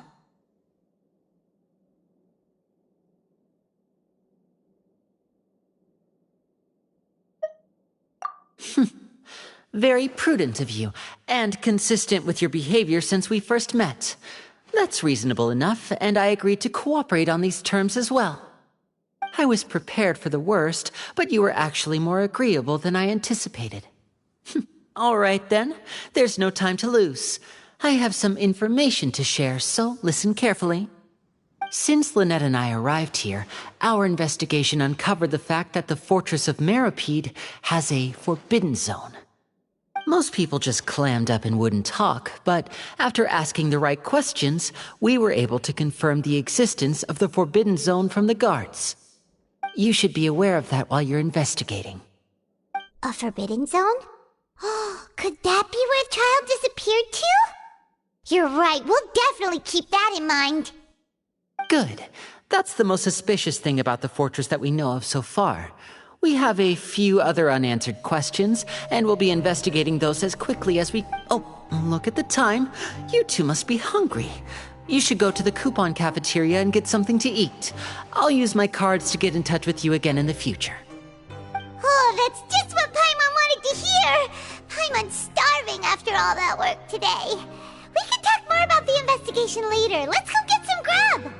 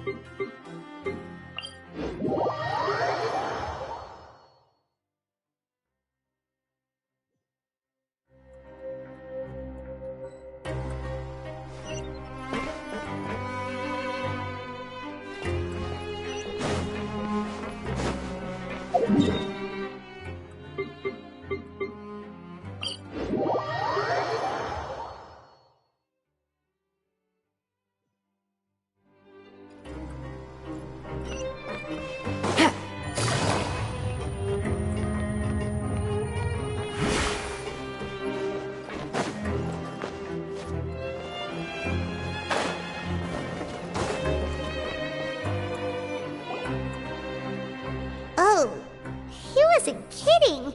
Today's meal is nowhere near as good as last time. Oh, who knows how long it'll be until we're lucky enough to get that super tasty meal again. Forget about it then. We'll just deal with the regular food for the time being. But life here doesn't seem all that bad. Other than the foreman being kinda mean and the work being pretty tiring. You think so, mate? If I had a coupon for every fish who said that. Seems you fishies still haven't learned your lessons from your life up on the surface. If you take things at face value, then by the time you reach a dead end, you won't even know how you... I like your attitude. I can, let you in on a little something. Everyone's been telling you to just follow the rules and not cause any trouble for yourself. Am I right? But what they don't tell you is that the rules aren't exactly what they pretend to be. The rules for being a prisoner. The truth is, this place has a lot of hidden rules. Huh? Hidden rules? What do you mean? Not everyone knows about those rules, but whether you know them or not, once you break one, you might encounter something even worse than death. Really? Oh, now you're really scaring poor Paimon. Don't joke around like that! Of course. And I'd say that just disappearing would be one of the better outcomes. Oh, you mean that if there really are hidden rules, then Child's disappearance might have something to do with that? In that case, would you tell us some hidden rules? We definitely want to avoid breaking them. Come on, mate. This is valuable information. The difference between life and death. Do you really think you can just ask and I would tell you? Paimon understands, but we don't have many credit coupons yet. Yeah, I know. Not like I'm going anywhere. Just come talk to me after you've saved enough. Moreover, you're new fish, freshly caught, and completely out of your element. What'd be the point in even telling you anything before you've gotten a handle on your new lives? Come and find me once you've been here longer. I'm usually around the rag and bone shop. Just call me V-Doc. He left. Just like that. Huh. Do you think he's just trying to scare us into buying fake information from him? Yeah. It might be a good place to start in our investigation. Hidden rules, huh? But, like he said, we don't have any coupons and we're still not familiar with this place. Oh, there's nothing we can do about... Ah! We were so busy talking we almost forgot to eat. Even if it's not the best, it's probably better while it's warm. Come on, dig in before it gets cold.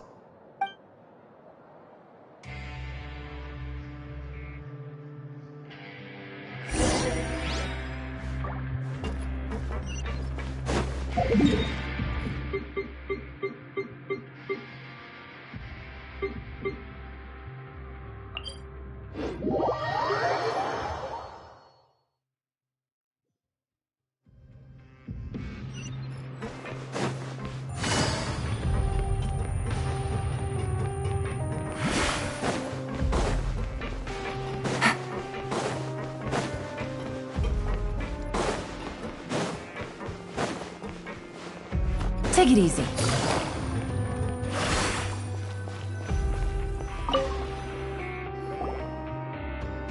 So Paimon just confirmed with the guards that our shift is set for every morning, and we're free to do whatever we want all afternoon. But it seems like most of the other inmates choose to continue working through the afternoon to earn more credit coupons. Oh, and they also said that you can use coupons to skip work in the morning and free up your time. They weren't kidding. Credit coupons really can be used to do anything here. Ah, Paimon's so tired. And we'll need to wake up and go to work in the morning. Without any credit coupons, it's not like we can really do anything else.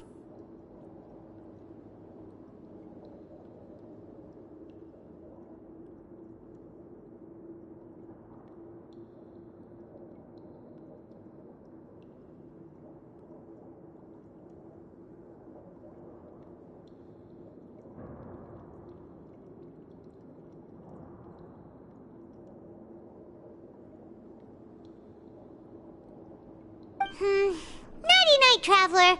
Paimon hopes we can keep making progress on our investigation tomorrow.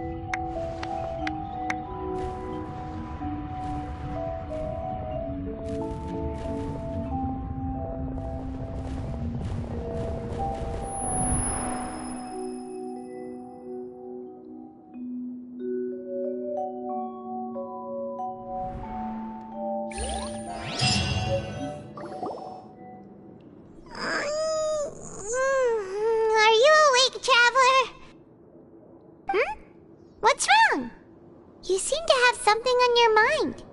Did you dream about something last night? Is that even possible? Unless it wasn't an ordinary dream? Oh, child's vision! So you had it with you this whole time? Maybe the vision connected child's consciousness to yours. And our investigation has its first major breakthrough! Good thing you brought the vision with you here.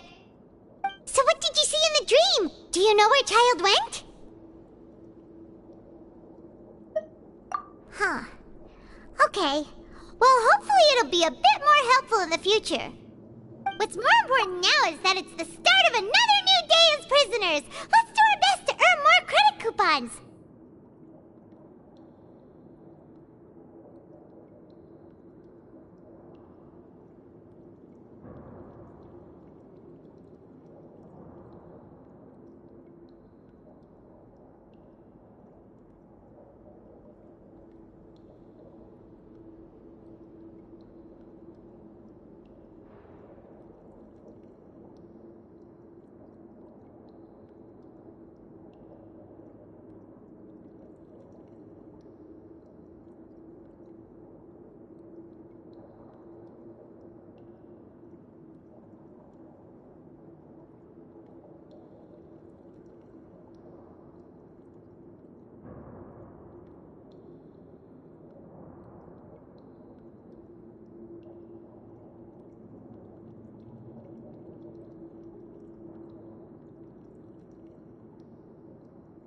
What's the plan for today?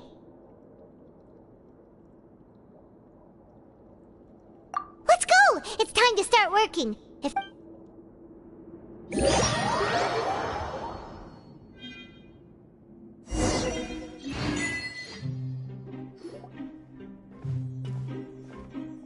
Look who decided to show up. Get your butts in gear and get to work. Time's a-wasting.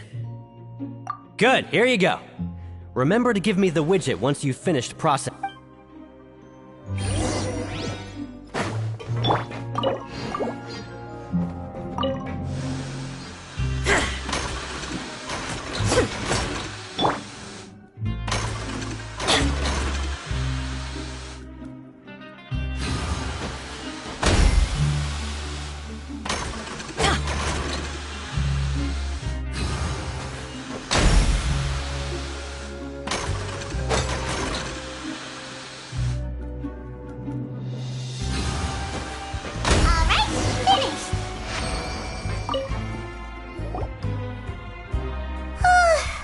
I'm on speed.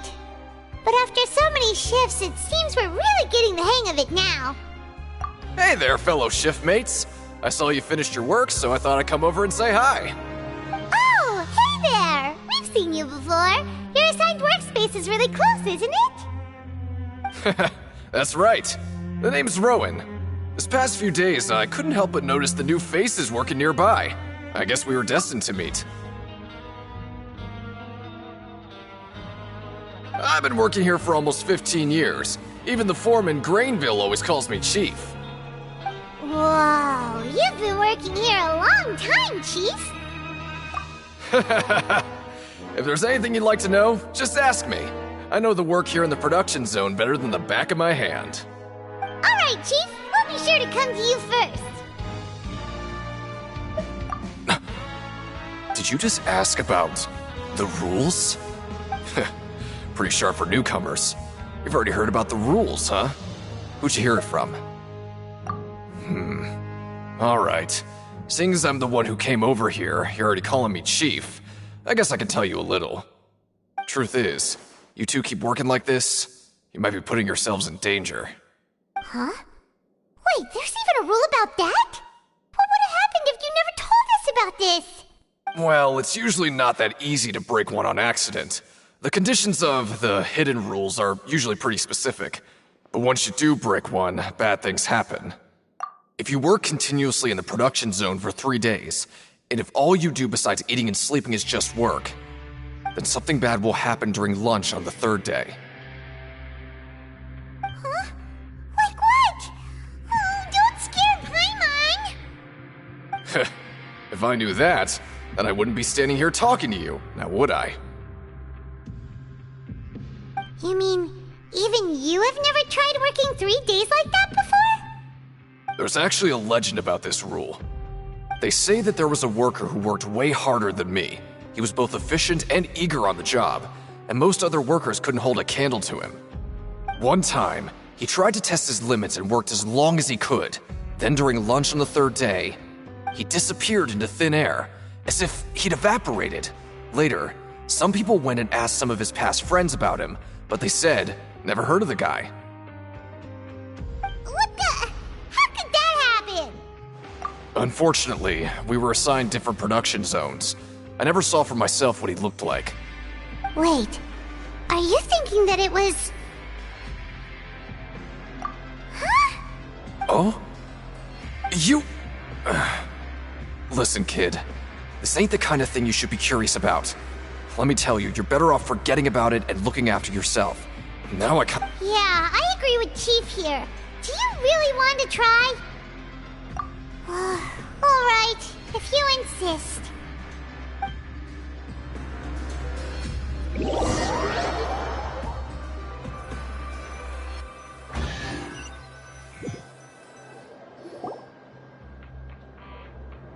Whoa! Isn't this the Super Lucky Meal? Looks like hard work really does get rewarded. Paimon's gonna take her time and savor every bite. What would you like to do this afternoon?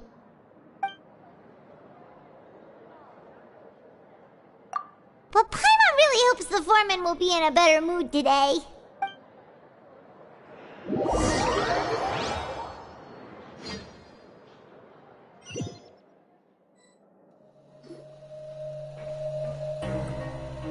Look who decided to show up. Get your butts in gear and get to work. Time's a-wasting. Good, here you go. Remember to give me the widget.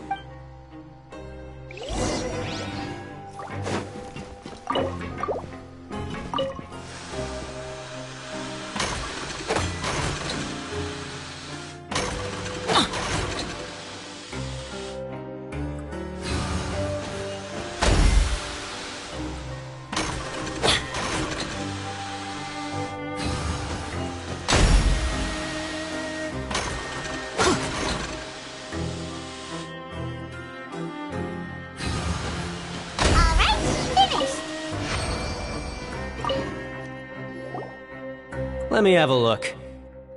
Not bad. Right, here's your credit coupons.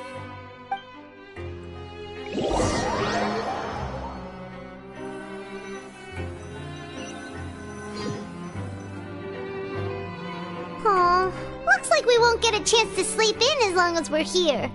Let's get to bed early.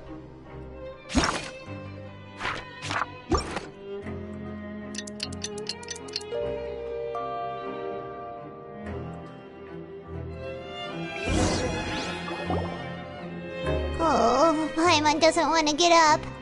Paimon still feels completely exhausted from yesterday. What do you have planned for us?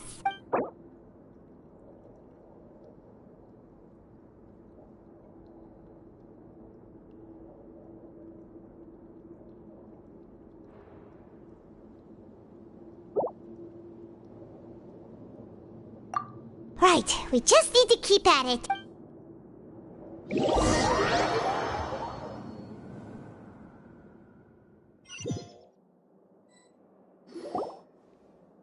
Look who decided to show up. Get your butts in gear and get to work. Time's a-wasting. Oh? What's with suddenly wanting to work so hard? You need coupons that badly? Sure. Let's just say we really want to test our limits.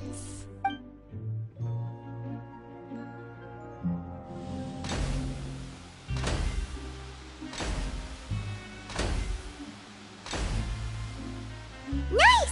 We did well today. Let's keep it up!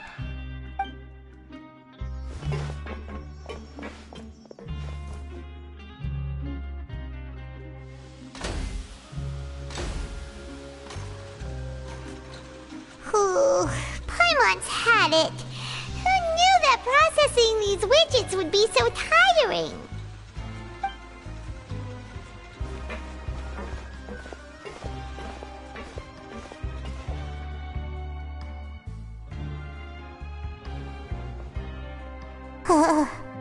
That's it.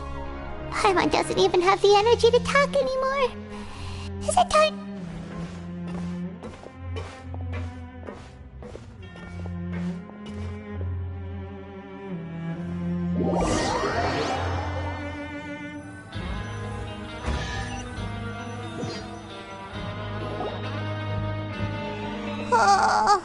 Paimon's exhausted. It's just work, and more work. Wait a sec. Now that Paimon thinks about it, haven't we been working non-stop for 3 days now? And now it's lunchtime. Oh, Paimon feels a shiver going down her spine. What's going to happen? But it doesn't seem like anything's changed at all. And we made it to the coupon cafeteria safely. Are the so-called hidden rules only a rumor after all? Well, there's no use to just guessing all day. Paimon's stomach has been grumbling the whole time. Let's just eat already. Paimon wonders what we'll get today. Maybe we'll get the super lucky meal. Wait, what? What in the world is this? What's with Paimon's food? And yours is the same. Is this stuff meat? But it looks and feels so bizarre. What kind of chef would make food like this? What do you think is going on? Is this the bad thing that Rowan was talking about? No, stop right there. Paimon gets what you mean, just don't say it. Hey, isn't that Woolsey over there? He must have made the food, right? So let's just ask him about the food and be done with it. Hey, Woolsey, have a moment? What is it? I'm about to go report the numbers for today's free meal, so you'd better make it quick. It's about the meat in our meals. Look, does it seem normal to you? The meat? Oh, that. Looks perfectly fine to me. Totally normal. You better hurry up and chow down. How could this be fun?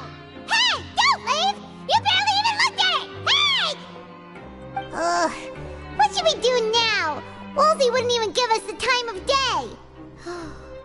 Yeah, looks like we have no other choice. Paimon was positively famished a minute ago, but now she's lost her appetite.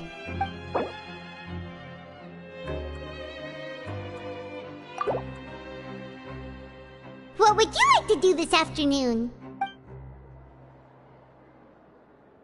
Okay, let's see if we can find any new leads.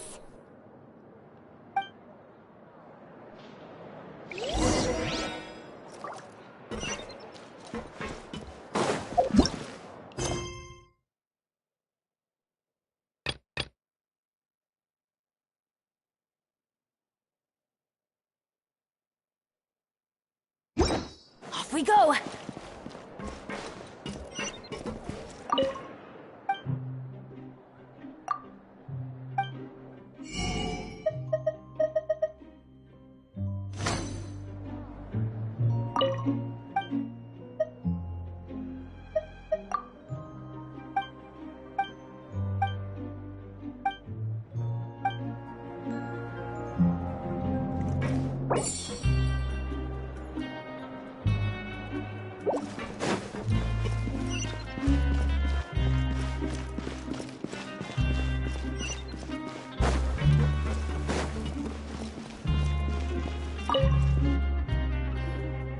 Oh, hello. You two are the ones who were with His Grace. No need to be so nervous. Sorry, I couldn't help but think of His Grace once I saw you, and, oh, it's hard to say. Maybe I am. Wait, seriously? Well, I'm always indecisive, and I tend to make a mess of things. It's like a reflex. I just instantly start to tense up the moment I see a smart and capable person like His Grace. What? Please, don't say anything like that out loud. How could you possibly think something like that?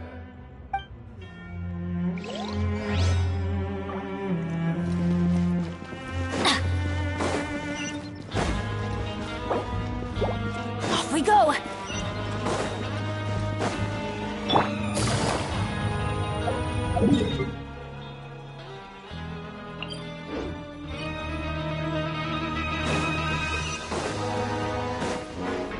Take it easy.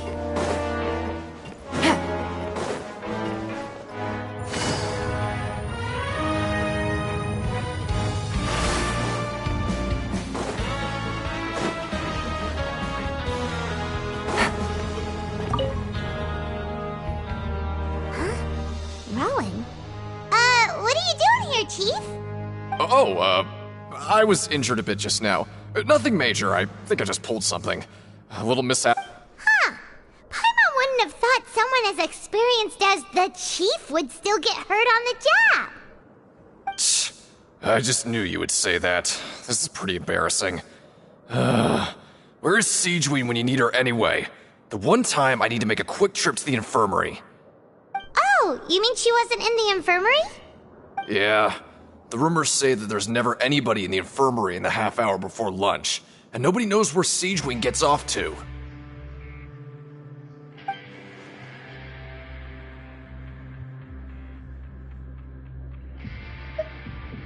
Huh.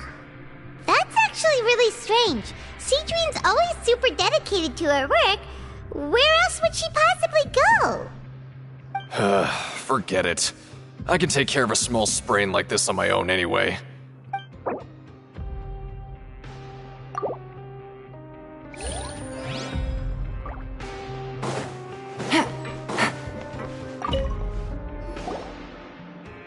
Oh, wonderful. I was worried that you'd be busy trying to earn reward coupons all the time, but it seems like you haven't neglected your investigation work after all. Paimon likes having more coupons, but no one wants to work all the time. Have you also been investigating the area, Lynette? No, I was just slacking off, and you happened to catch me.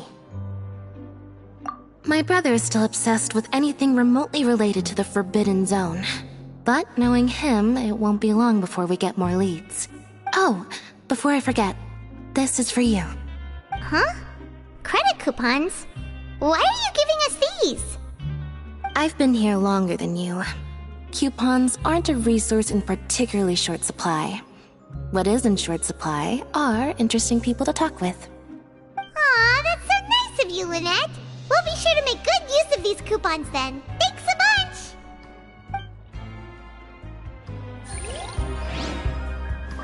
Take it easy.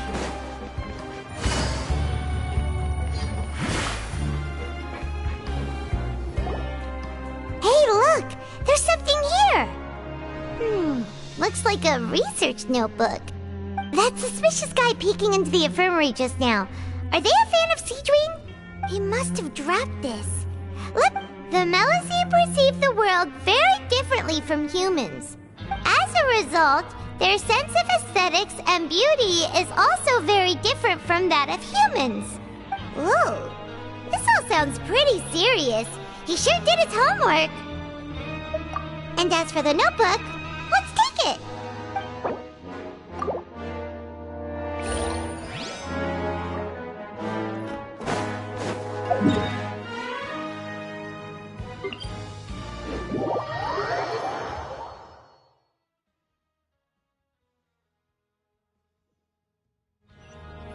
Take it easy.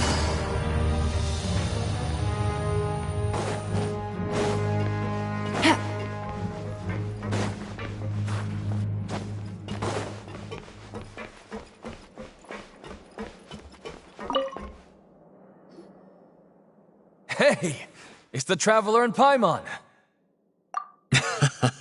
No need to tease me, okay? I won't trip on... Listen, I feel ashamed about last time. Thank you for praising me in front of His Grace. Here are the extra credit coupons he gave me. I'd like you to have them. Huh? No, we couldn't take them. They're your reward after all. But when I was welcoming you, I didn't do anything but give you the stink eye. Come on, I insist. These coupons are nothing compared to getting the attention of His Grace. I won't take no for an answer.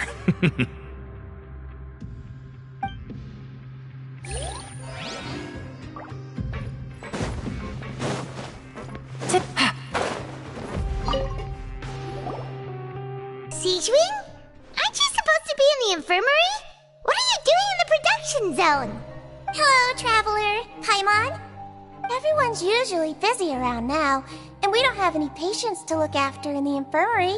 I thought I'd come here and enjoy the sight of everyone hard at work. Enjoy? What's there to enjoy here? It's really worth watching. I often stand here and observe everyone. Humans are just so interesting and adorable. I like to watch your expressions while you work. Are you talking about pets or people? Oh, I can see why you think that, but you shouldn't jump to conclusions. See, we Melazines are a different species, and we see the world very differently from humans. It's very easy for me to observe everyone's condition.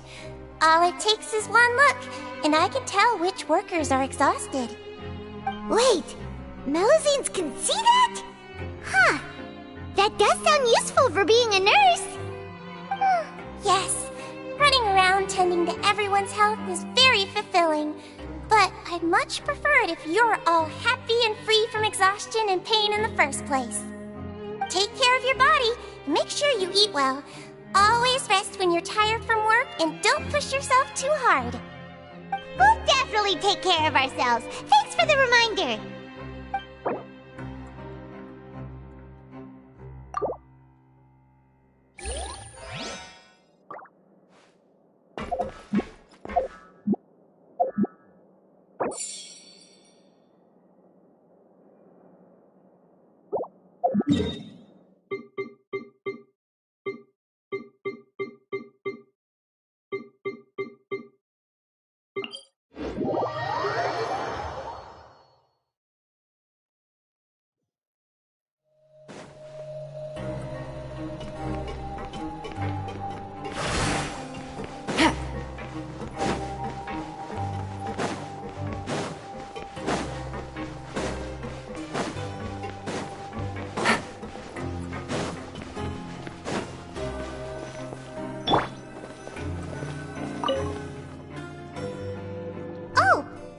Investigating and go rest? Okay, you should rest up. We'll be back at it tomorrow. So after working a few days straight, we got some strange meat in our lunch. What was that all about? Has our investigation turned up anything useful recently? Really? And it looks like that part of the investigation has hit a dead end. Well, we'll keep searching for more clues tomorrow. Good night, Traveler.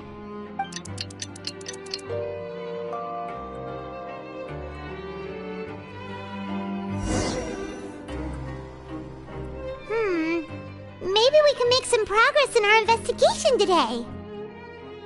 What do you have planned for us?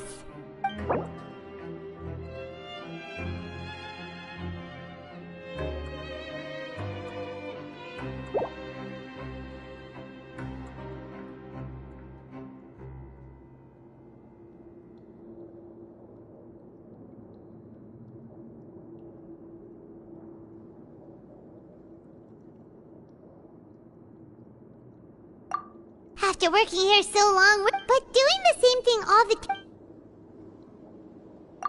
Yeah, it's good to kick back and relax once in a while.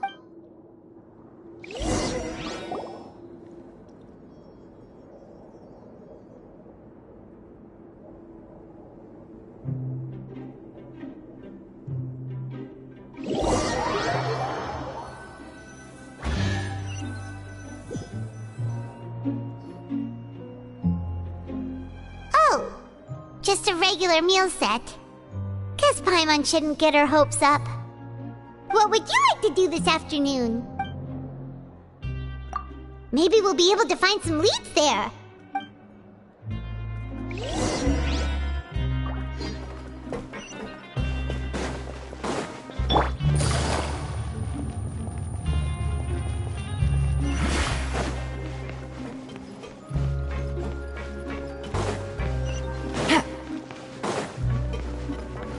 Take it easy.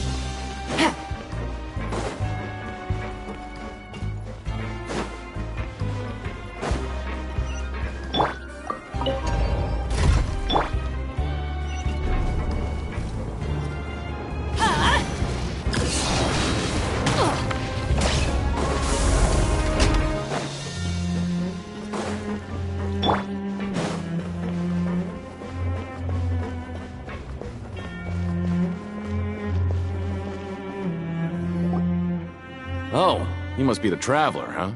Sorry, mate, but competitors as strong as you are prohibited from participating. Even convicts value their lives, don't they? I hope you can understand. But we have a game here that'll let you show off your strength, and you'll even earn some credit coupons in the process. What do you think? And if we lose the game, will it cost us credit coupons? Of course. That's the cruel reality facing every competitor in a place like the Pancration Ring. Okay, great. Let me walk you through the rules. The targets in front of you will pop up one after another. You'll need to hit the targets in the same order that they popped up. If you can complete a few rounds in a row with no mistakes, then, but the second you mess up the order, you lose. The game costs 300 credit coupons to have it go. So, you up for it? Thanks for your patronage, mate. Now, let the game begin.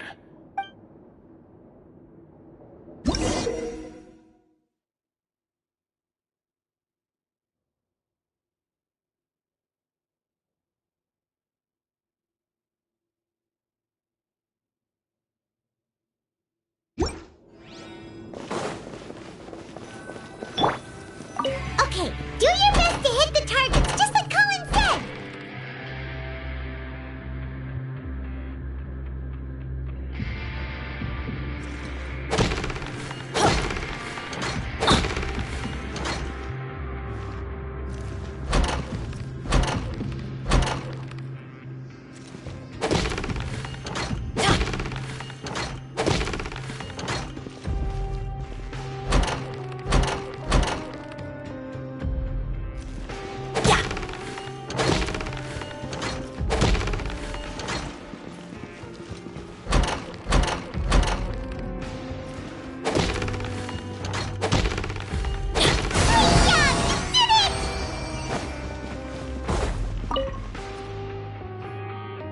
Your strength really shouldn't be underestimated.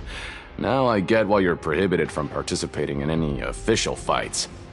Nobody who values their life would be willing to get in the ring with you. However, you two haven't tried betting on the outcome of a Pancration match yet, have you? Just go talk to Rusimov. Buy a ticket for whichever fighter you think will win. There's a big payout if the fighter you support. But we don't know anything about the fight. That's normal. Just watch a few matches and get a feel for the fighters. It won't. He's got a point. Why don't we give it a try? If we have enough. Bet at random, huh? Well. Huh? We shouldn't get too carried away. What's the problem? What? I never even picked a boxer before, and you already know about the rules? You're not just strong fighters. Seems you're pretty perceptive, too. Might as well tell you about it, since you already know that much. Plus, I think you've got the potential to be one of my greatest customers. I think I can let you in a bit. Besides, I don't want to risk ever losing a customer like you. Is it that serious? Okay. The hidden rule here is, if you buy both boxers' tickets and support them both, something bad will happen the next morning. So the rule is that we shouldn't pick both boxers in the same fight. But if anyone actually did that, wouldn't they be guaranteed to lose coupons? And what do you mean by something bad will happen? How would I know? But I've heard a story about the rule. According to the rumor, there was a masked boxer who possessed incredible skill and power. None of his opponents even stood a chance against him. However, in the final match, the organizers told him to take off his mask. He refused and never showed up to the fight. And after that, he was never seen again. Some say he died, or that he was taken care of by the event's organizers. But in his eyes, supporting both boxers in a match would dishonor the competition itself. So you mean it's like a curse? He'll take vengeance on anyone who does that? No, he was always wearing a mask, like he was intentionally trying to hide his identity. I don't even know anything about his past. Traveler, do you think that boxer was... Huh? We will? You're not serious, are you? Look, here I was just trying to be nice and warn you, yet here you are trying to break it on purpose? Yeah, it sounds pretty scary to Paimon.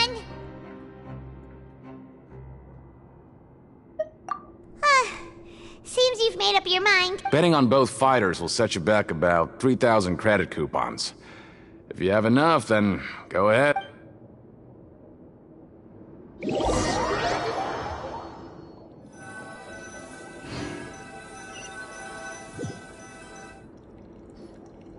Seems we had a productive day. Hope we can make even more progress tomorrow.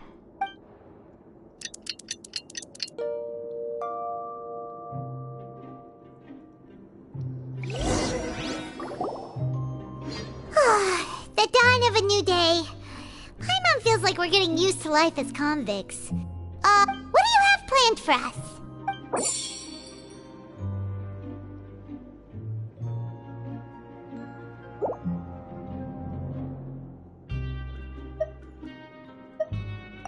After working here so long, we're really starting to get... But doing the same thing all the time... Yeah, it's good to...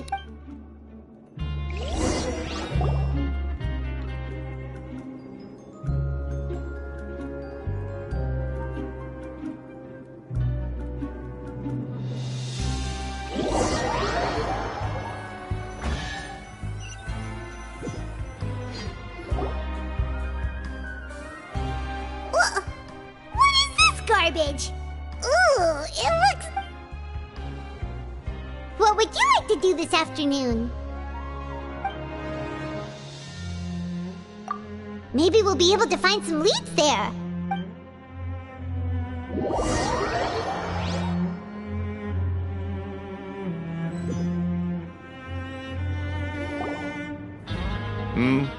Are you two here to buy tickets? Better be quick about it.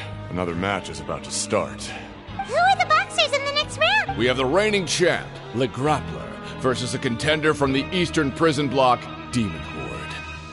Are those their nicknames, or did they choose those names themselves? Either way, super weird. Since you're new around here, I'll help you out and give you a little suggestion. Even though Le Grappler is the crowd favorite, Demon Horde is a first-class dark horse with incredible potential. Anyway, for this match, I recommend that you pick... Huh? For both fighters? I can tell you're new to this, but I didn't think you were completely clueless. Maybe you don't quite understand the rules, no? Let me try to explain again for you more clearly. You see... Oh, no need. We're aware that we're going to lose coupons. Alright then, if you're absolutely sure. Remember, no refunds once you buy the tickets. Yeah, we got it! Just shut up and take our coupons!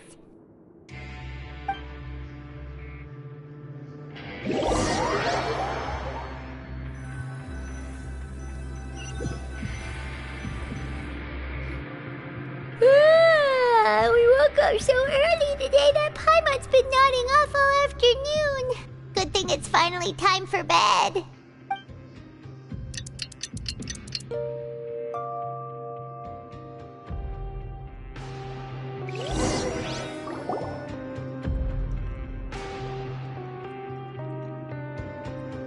Hey, Traveler!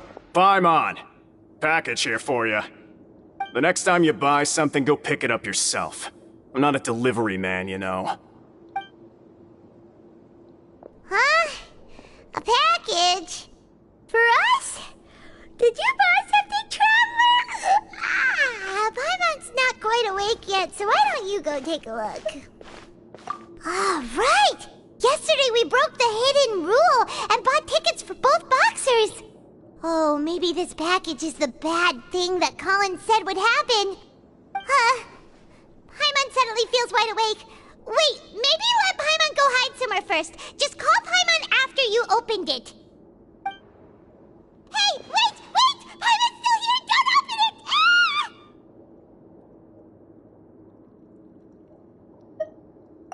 Huh? What is it? Are you okay? Let Paimon take a peek too. Oh, it's just a small bottle. But the color of the liquid inside looks so wrong. Almost like... Alright, that's enough of that. No need to say it out loud. Paimon already knows what you're trying to say. Ugh! No way! Get that stuff away from Paimon!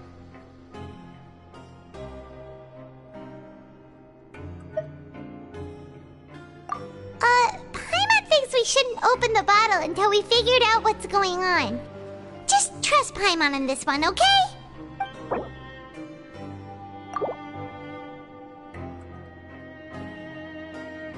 What do you have planned for us?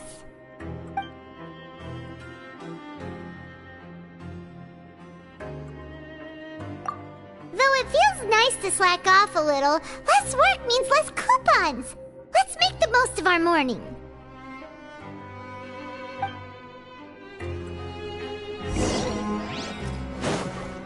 Adventure time!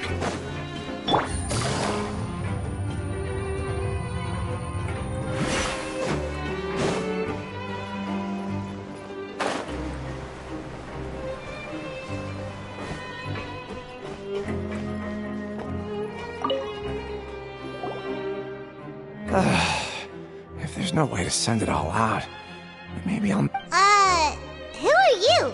We've never seen you before, and you don't look like a fellow convict. I'm not! Of course I'm not. Please, don't mistake me for a criminal. I'm a good, law-abiding citizen. Then what are you doing here? You sure seem anxious about something. I'm a promoter for Fontaine, and I'm usually responsible for promoting our drink products. I thought I could complete my task here quickly and return to headquarters, but I've been here way longer than I anticipated. Oh, a promoter from Fontaine? So what kind of problem did you run into? I'm so upset. It's all because of that Duke. After discussing the company's promotional plans with him, he told me outright that my project was worthless. However, in light of our long history of successful collaboration, I still tried to patiently explain the details. However, to my surprise, he just cut me off while I was speaking. Let me take a moment and recall his exact words. I'm just gonna stop you there and say no. If anything, I'm saving you time. It seems you don't fully understand the value of credit coupons here, nor do you understand the value of your own products. The former is because you are from the overworld. That's understandable, and I don't blame you for that. But as for the latter, only someone monumentally stupid, so breathtakingly stupid that they were completely ignorant of the value of credit coupons, despite living in the underworld. Anyway, that's how he rejected my proposal and asked me to come up with another solution with the condition that it doesn't cause any trouble for him. Can you believe that guy? Well, he is the head honcho here. Not much you can do about that. We met him too and could tell that he's the kind of guy that's hard to pin down. Fine. I know I should just let it go. I'm on his turf after.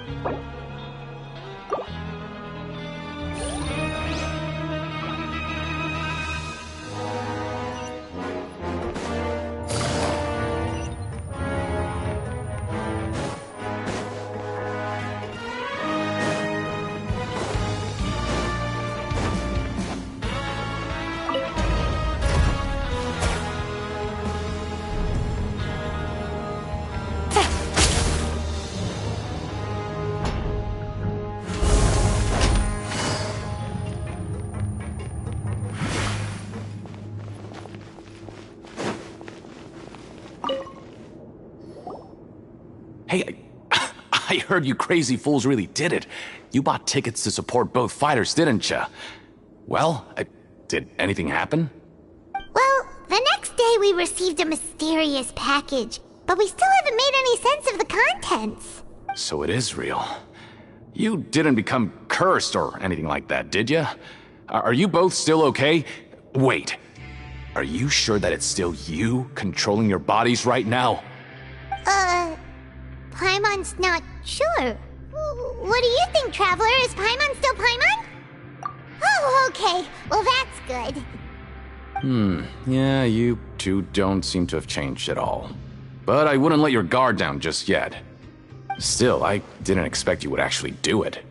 could actually throw away coupons like that just to satisfy your curiosity? Even if we bought tickets like everybody else, it's not like we could hope to earn any coupons. When it comes to things like this, it's always the organizer who makes the real profits. Hey, just what are you trying to imply? The Pancration Ring is an honest business, and we really don't make much from selling tickets.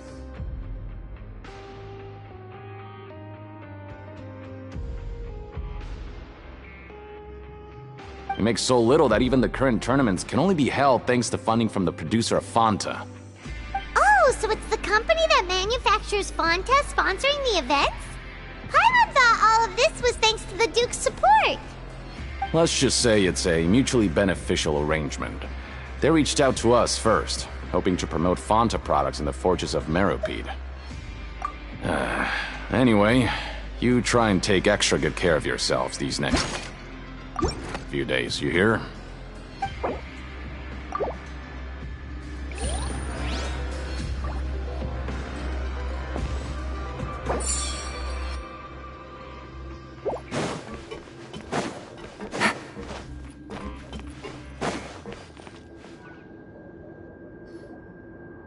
Hey, what are these papers scattered all over the ground?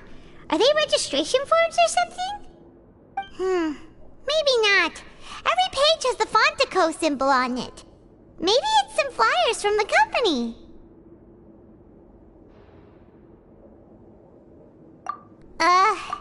Okay. But if someone catches us, they could accuse us of trying to steal the company's secrets, couldn't they? Oh, you're right. Guess there's nothing to worry about then. Let Paimon have a look here. Without assistance from the Fontaine Research Institute, development of the new product has been slow, and some researchers on the project have voiced concerns. We have no choice but to let the new product undergo the first phase of promotional trials without a designated name or packaging. We will adjust the direction of future development according to feedback. We have decided to only conduct closed, small-scale trials for the time being. Sure doesn't seem like anything unusual. The company is just trying to develop some new products besides Fanta. But it sounds like things aren't going well at all. Let's put these papers back where we found them and make it look like nobody went through them. Okay, good.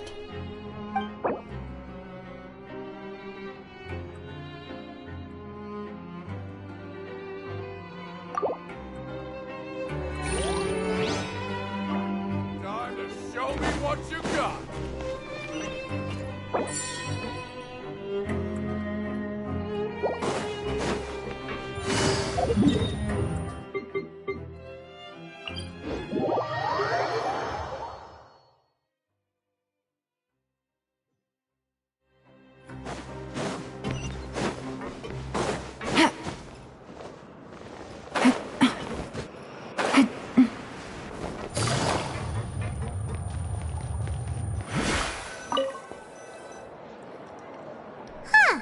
We ended up here without even thinking about it. Want to grab something to eat? Alright, but remember that we bought this time with coupons, so let's make better use of it next time.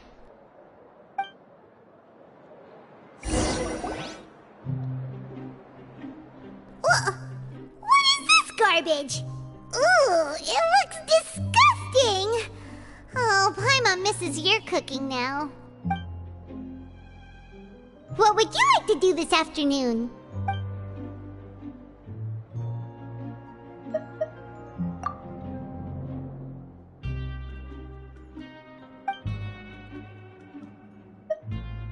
Seems you're really getting the hang, but just playing the same game over...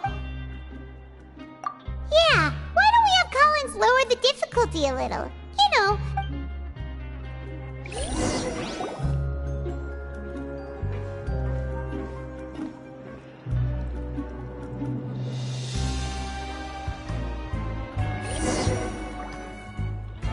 A mysterious box? A bottle of crimson liquid? Do you have any ideas, Traveler? Really? Then it looks like that part part of the investigation led us nowhere. Well, maybe we'll have better luck tomorrow. Good night, Traveler.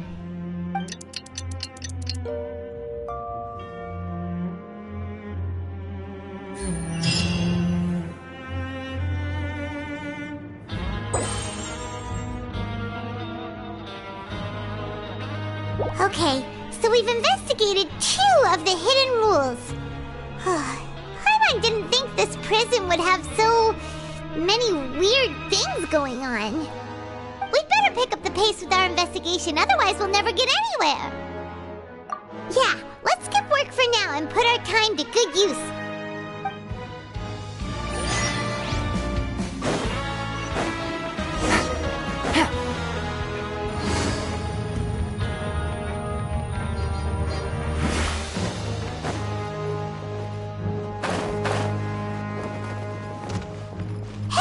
Isn't that Vidoc over there? Huh. Is it just Paimon, or are there fewer people than usual here today?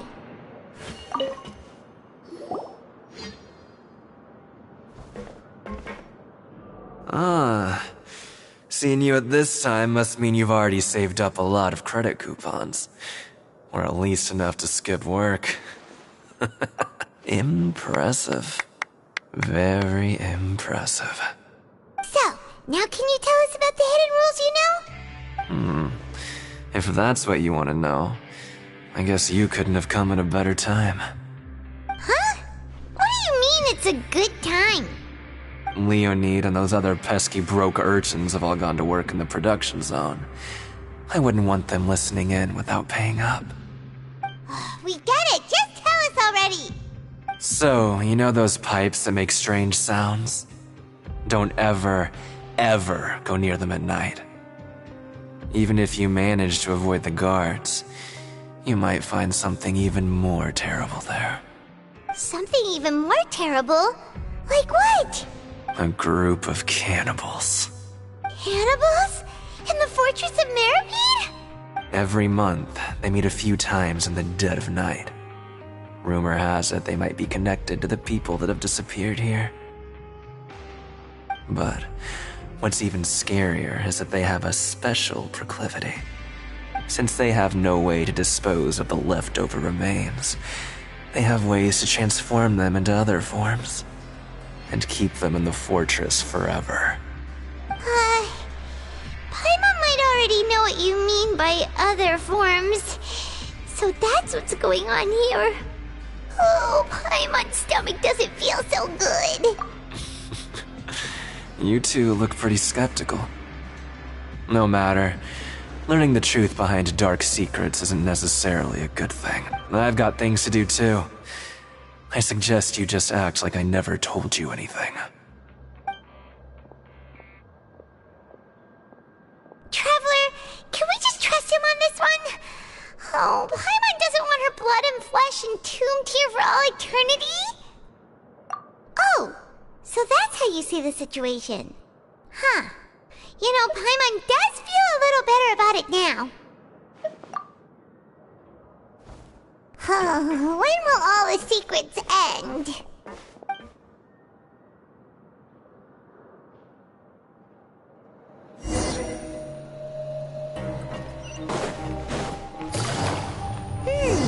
Vidoc isn't here.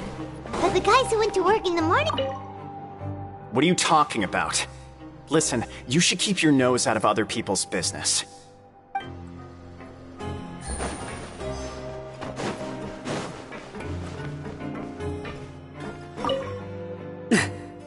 Just stay away from me. What? What are you saying? You shouldn't go around saying stuff like that.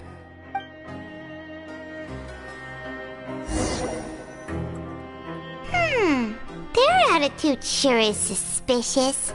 Like they're trying to avoid us.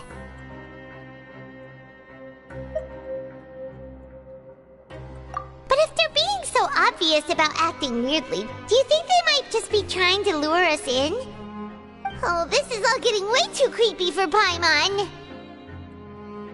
So you mean we still need to investigate some more?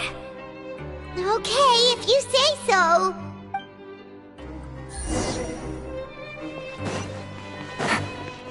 Take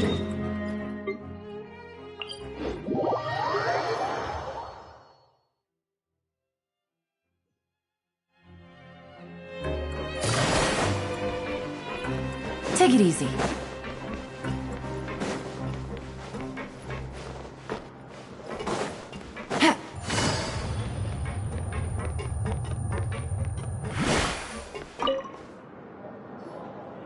Hello, Fielding. What do you want? Criminals like you ought to be working right now. Catch my drift. We just want to ask you a simple question. Have you ever discovered anything odd during your nighttime patrols? Why are you asking about something like that? Whatever happens at night isn't your concern. All you need to worry about is getting enough sleep.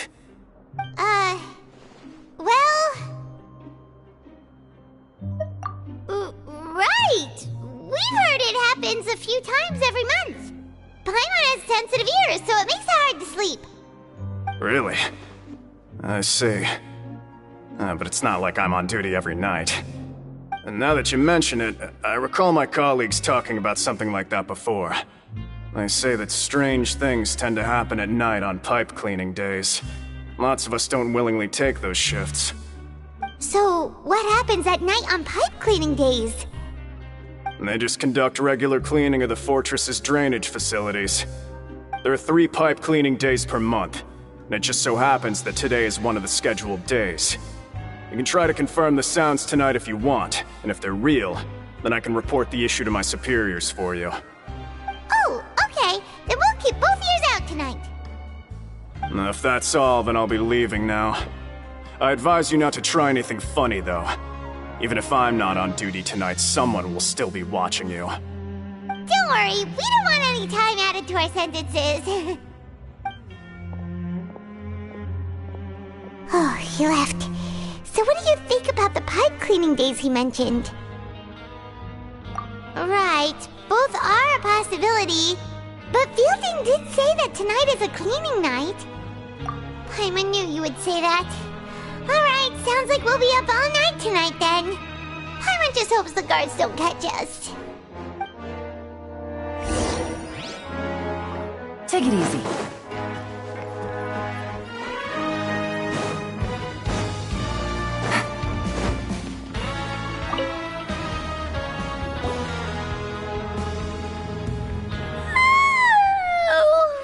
I'm so tired. But we can't sleep yet. They'll be cleaning the pipes tonight, so it's the perfect chance for us to investigate.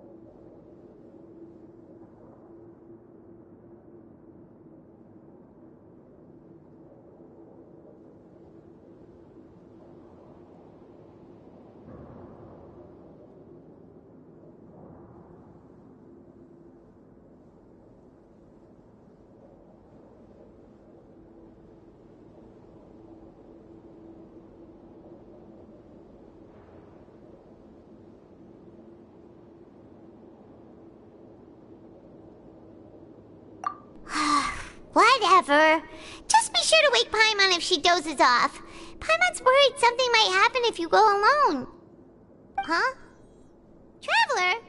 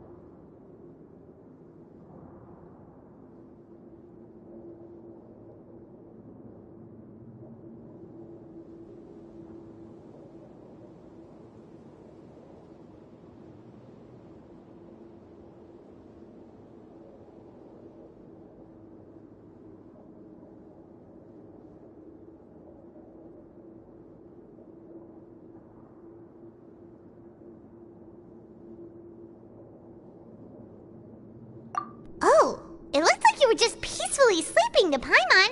Well, what did you see this time? Really?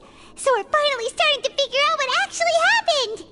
But what about the cannibals? How do you explain... Okay, well, it's about time for us to get moving. Just be careful to avoid the patrolling guards.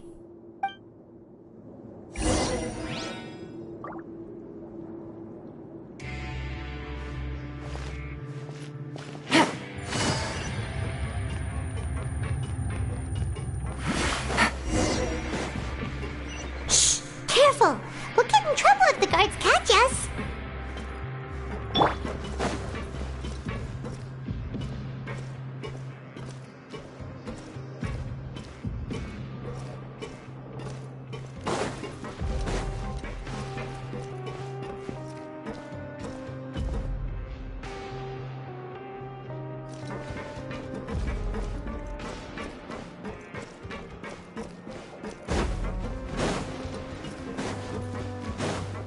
Adventure time! This should be the place.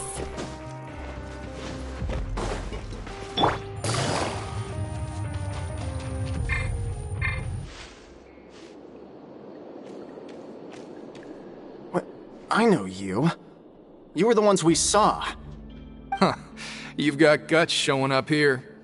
You know who we are, right? You'd better leave now. Ain't nobody coming here to save you. What'd you say? Yeah, so what if they were? If you push us, we can make those rumors a reality at any... Hey, what's the point of all those rumors anyway? What exactly are you trying to do? I don't have to tell you anything. If you turn around, go back to the dormitories, and act like you never saw anything, then I'll pretend that you never showed up here. Yeah, scram. Nothing worth seeing here. Huh? What did you say? Isn't that exactly what Boss said when he left? Hey, do you know our boss? Whoa. We had no idea our boss was such a big deal. He always kept his identity a secret. So, did he have you come here to find us? Oh, so your child's crew here? Seems like he had no problem fitting in. We're the only ones who heard him say those words when he left that night. So, unless he somehow told you those exact same words after that... All right. I guess that's proof enough for me. I believe you.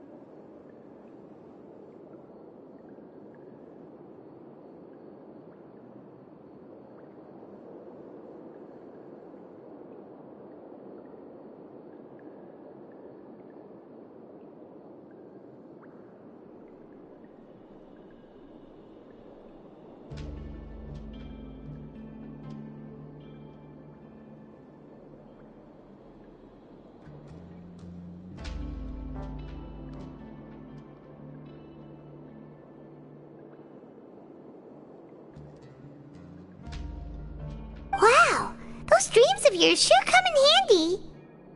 We gave him the business for a while and would always give him a hard time when he first came to the fortress of Maripede. But here in the fortress, the strong will always earn respect. He was working the longest hours and racking up wins in the Pancration Ring.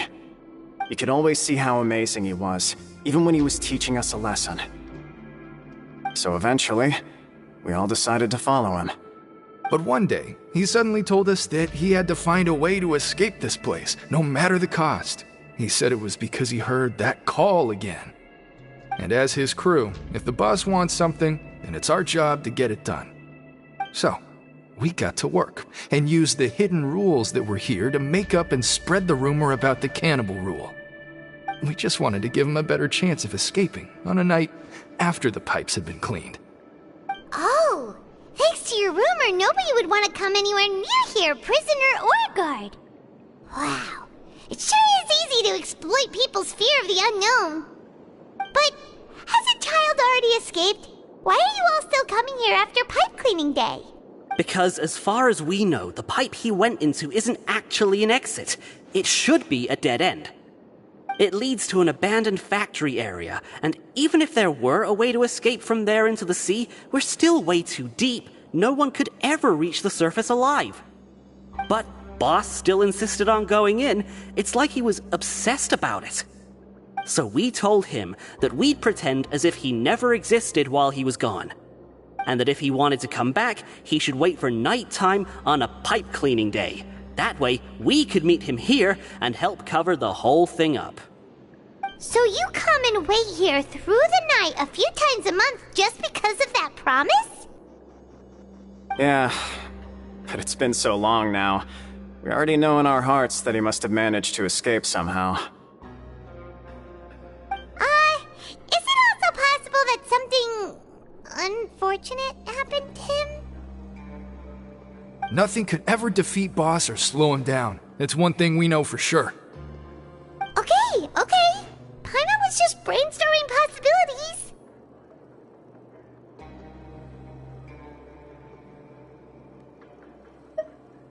All right. Keep quiet and follow us.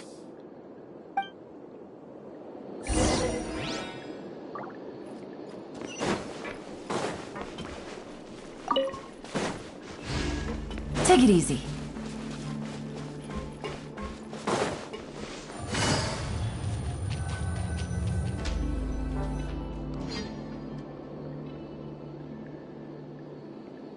The way up from here has been sealed off. It's impossible to get through. Boss left by going down from here. It wasn't full of water at the time. Later, we came back hoping to have a look. That's when we found out it had been completely flooded. It's impossible to navigate unless you're an extremely skilled diver. Do you think Child got trapped by the water? Not likely. We all know that Boss was an incredible swimmer. Really? Then have him come investigate, pronto. Just be sure to tell us if you get any news about Boss. It's getting late. We should leave before the guards come this way. Yeah, we learned a lot about what happened to Child here. Let's get going!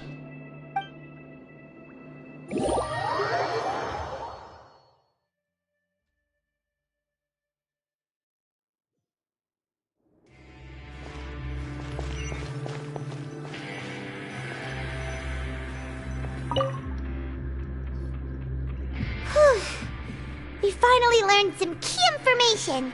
Seems all of our investigative work has finally started to pay off.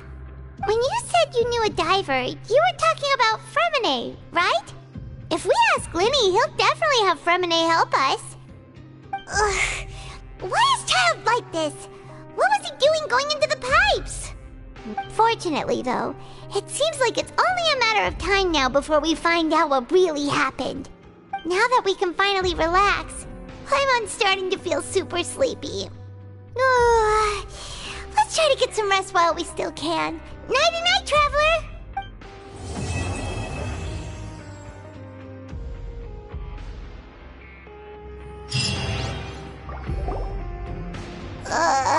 It's morning already? Oh, Paimon still needs more sleep.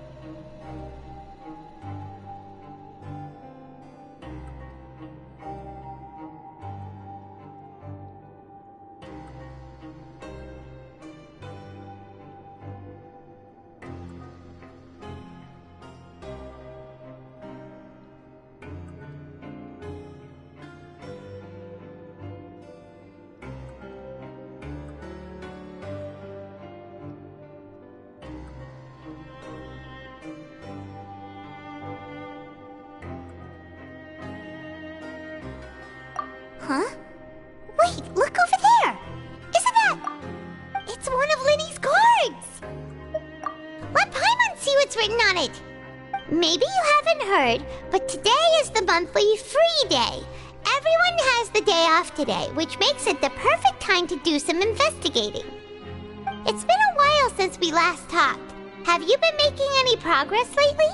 Let's meet at our usual spot in the factory area before lunchtime. I have new information. Ooh, today's our lucky day. We have the day off. From the sound of it, Lenny's been making progress with his investigation. Wonder what he's discovered. We still have some time before we meet up. Let's talk with the people here for a bit more before we go.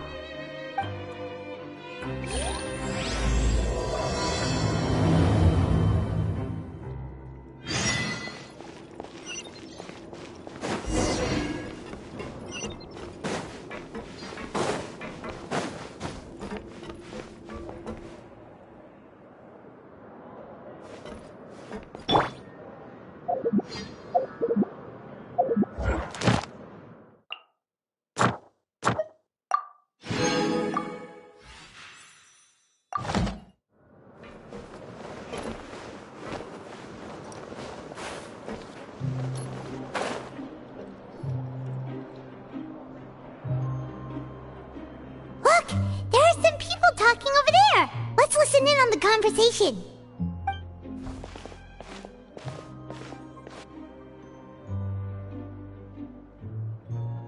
If you ask me, those pompous parasites on the surface act like they're all a bunch of aristocrats. Hey, speak for yourself, mate. I'm no dog. Oh, you think you're special or something? If you're here, then you're just a convict like the rest of us. I've heard that even if you're released after serving your sentence, going back to life on the surface ain't any better. Once a criminal, always a criminal. We're marked for life. I don't buy that. Hey, how cool would it be if the whole world was destroyed by a giant flood and everyone had to start over from nothing? What kind of filthy bilgewater are you spewing? I have family up there. You best listen. Things ain't so great on the surface, but who says that you have to leave? I've heard that you can still stay here and work even after you've served your sentence. Not bad if you ask me. Who wants to live in the ruddy overworld anyway? And what makes you think they'd want to hire someone like you? It's one of the great mysteries of the universe, how someone as useless as you is so confident.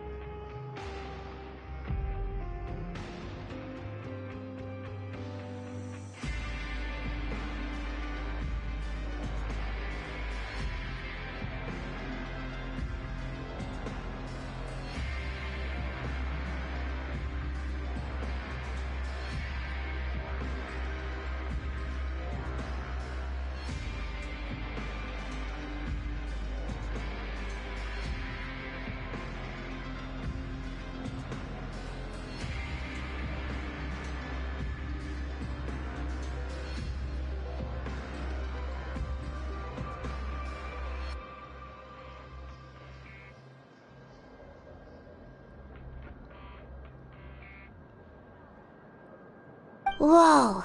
Sounds like they're really unhappy about the overworld. Speaking of which, Paimon never heard anyone use the words overworld or underworld when we were living up there. Is it only something the inmates down here say? That's true.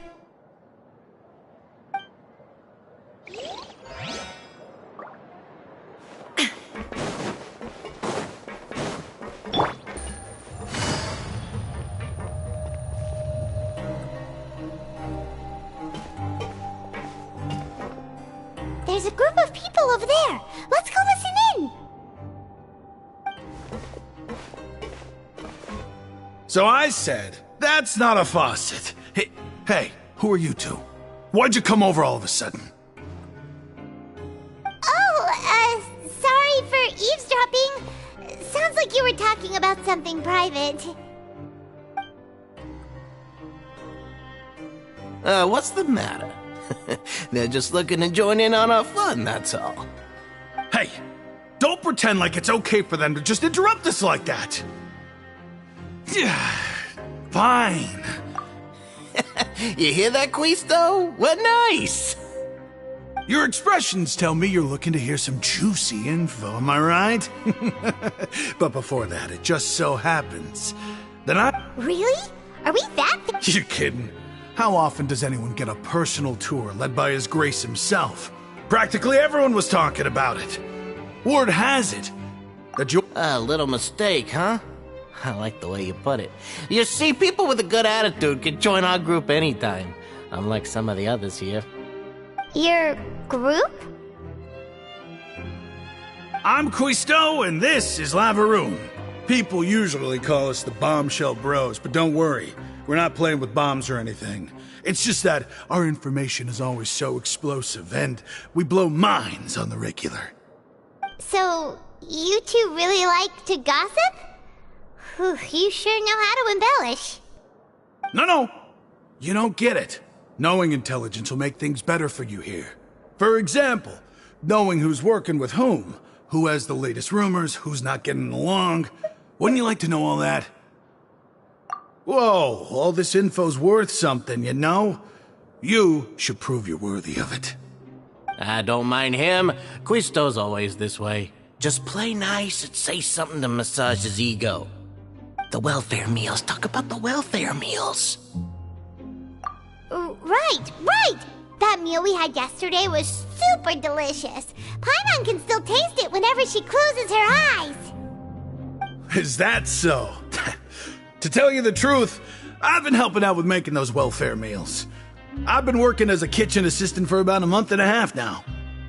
Oh, so you're the one who made those delicious steaks. Amazing! You could be a professional chef. You are correct. I am a true professional. In fact, I even went to culinary school. But enough about that. Since you like my cooking, I guess that means we share similar tastes. Listen carefully. This little bombshell will help you learn what's really going on here in the fortress.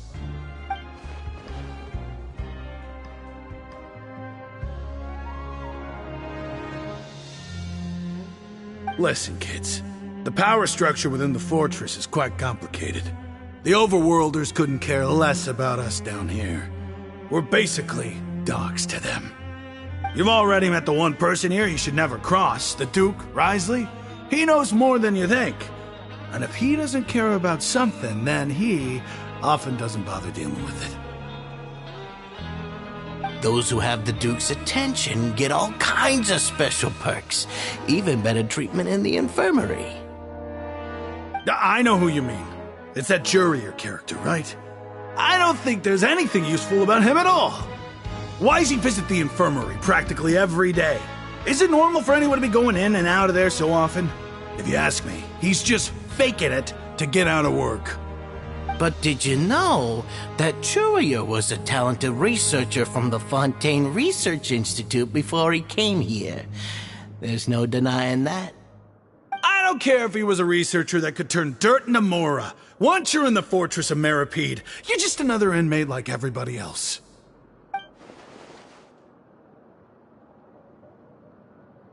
speaking of which, the last time I saw him, he was passing by in the corridor with Lorvine. I also heard they started arguing in the library and got into a fight, right? Guess that's just how terrible of a guy he is. You mean he hit a woman? Wow, I never imagined he was that bad. But that Lorvine's also quite the odd one, you know? She's always gabbing away, got into a fight with a man, and she also got sent to the infirmary. Come to think of it, I always see her going to the sick bay every couple of days, too. Huh. Wait a second. You don't think? Do you think could it be that they're secretly meeting there to go on dates?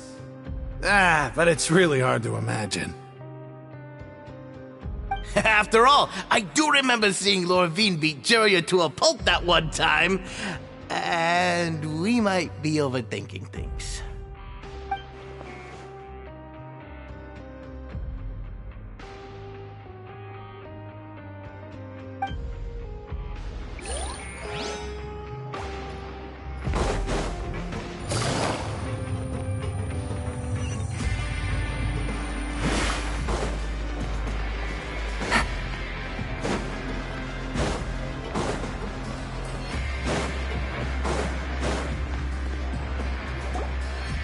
Hey, you over there.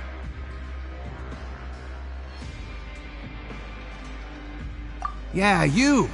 Say, do you like playing card games? You know, like Genius Invocation TCG? You TCG players are like mint in the wild, literally sprouting up everywhere. Hey, come on now. What's wrong with finding fellow Invocation aficionados? Anyway, care to join me for a game? Alright. No pressure. But why would you be looking for people to play Genius Invocation in a place like this? Don't people usually come here to fight? Whether you're throwing down cards or throwing punches, it's all a competition, isn't it?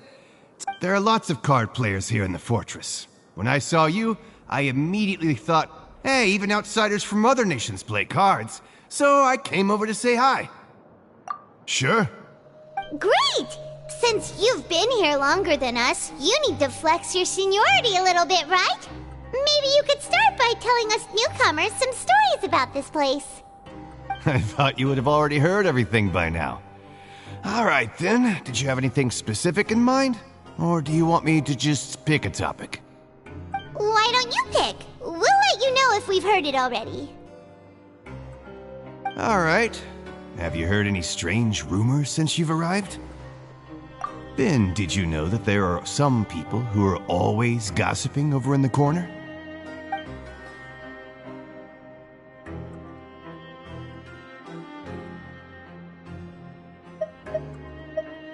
There are two guys who are always skulking around in the corners of corridors gossiping. The bigger guy is Quisto, and the skinny one is Lavaroon. People call them the Bombshell Bros. I never really found their gossip very mind-blowing. And it's pretty much just the same stuff that I hear about when I'm at work every day. If you're interested, you can go talk with them.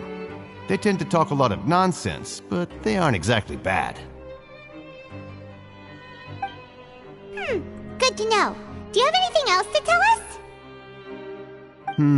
Let me think. Sounds like you want to hear something a little more tantalizing. Oh! Did you know that the Duke was also a convict in the fortress of Meripede before? Huh? Wait, are you serious? That's right. The Duke was an inmate just like you and me. Seems he was exiled here for committing some crime. Who knows how he ended up rising up to become the warden, though. To go from an ordinary inmate to becoming the manager of the whole place? I'm not gonna lie, I kinda respect that. A forbidden zone? Sounds like something that someone just made up. I've never heard of that. Where did you hear about it? It's just a rumor we've been hearing, but no worries if you've never heard of it. Do you have anything else you can tell us? Anything else? Not that I can think of, but I'll be sure to tell you anything interesting I hear next time. You'll have to play a game of Genius Invocation with me first, though. Okay, we've talked to just about about everyone, and it's about time for us to go meet Linny. According to the card he left us, we should go meet him in the production zone.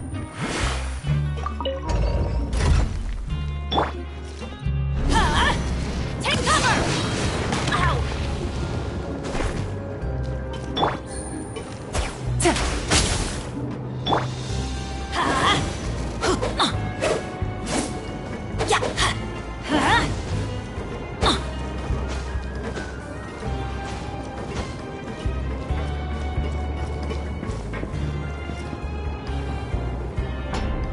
Off we go!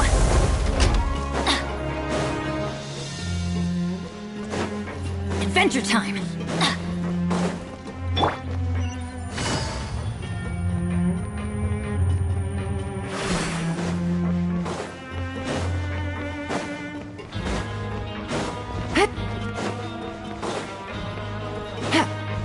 Take it easy.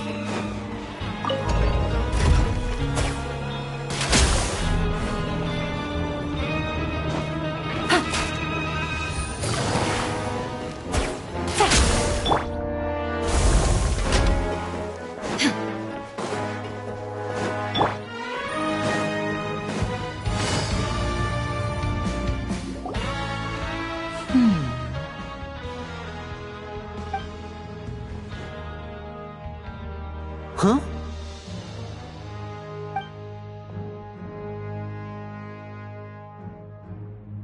That look in your eyes. You found something?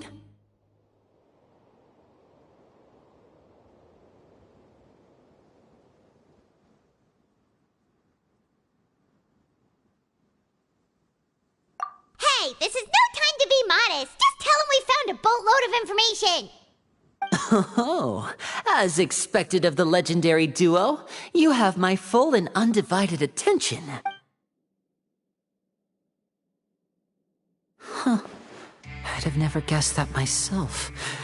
The rumors swirling about this place are unreliable after all, and Master Child probably went missing because he found a way out. He is a harbinger after all. I suppose he's much more resourceful than I initially gave him credit for. Unfortunately, this isn't enough for our final report to Father. We need to find out Master Child's exact whereabouts. Father told me that even though Master Child said he was just coming to Fontaine for a vacation, he actually had some personal reasons. His agenda might be linked to his disappearance. His escape route is already flooded, so we'll have to task someone with professional diving skills to chase after him. Well, when you put it that way, it's obvious that only Fremine would be up to the task. Bingo! Is he around? He's working today. Coming here as a group would have attracted too much attention. I'll talk to him about it later. It's the least I can do. We're all in this together, so it's only fair for us to fulfill our end of the bargain. Honestly, I'm far more impressed by you guys managing to collect all this information right under Risley's watchful eyes. Collecting information has always been our strong point. Now, let me think. To find out more information, Fremine will have to retrace Master Child's original route. And if he's to do that, he'll have to set out on the next pipe cleaning day at the earliest. That's 6 days from now. And after that... You can even estimate how long it'll take for him to get back? We've been working together for a long time. We know each other's capabilities like the backs of our hands. Traveler, what say you to meeting here 9 days from now? We'll be able to pick up Fremine while we're at it, too. Oh, and there's just one last thing we'd like your help with. Though we can just sit back and wait for Fremine's report on Master Child's whereabouts, we still need to make more progress on the investigation of the Forbidden Zone. Fremine's no master of disguise. Lynette's still working on getting intel from the other areas, and I'll need to spend some time helping Fremine prepare for his diving mission. So, you are the only ones we can count on. What do you want us to do? Will it be hard? Well, I won't call it easy per se, but I think you'll be able to pull it off. Listen carefully. You'll need to find an excuse to get into the infirmary and investigate the room and environs. You've mentioned several sketchy-looking people always meeting at the infirmary earlier, so it probably has something to do with the secret we're hoping to uncover. You've already met the head nurse, so she'll be less suspicious of you. Investigate the internal structure of the infirmary and any active dealings within, and pass those on to me alongside anything else you're able to discover. But also, there's no need to take risks. Don't forget, safety always comes first. My apologies, I just started rambling out of habit. It was almost as if I was talking to my younger brother. But that's not a bad thing, right? All right, then we'll head out as soon as we finish our prep. Let's go our separate ways for now, then. Don't forget, we meet here again in 9 days. Stay...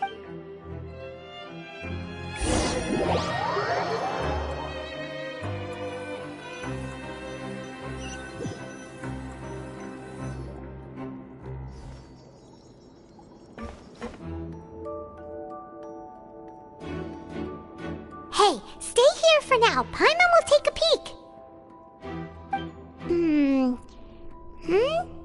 There seem to be several people inside.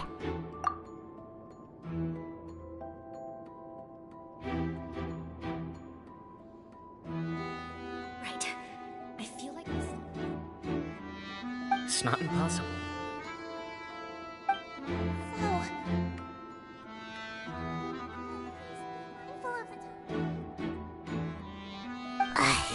It's a bit hard to understand them from here, so why don't we just try to talk to them in person? Let's go as soon as you're ready.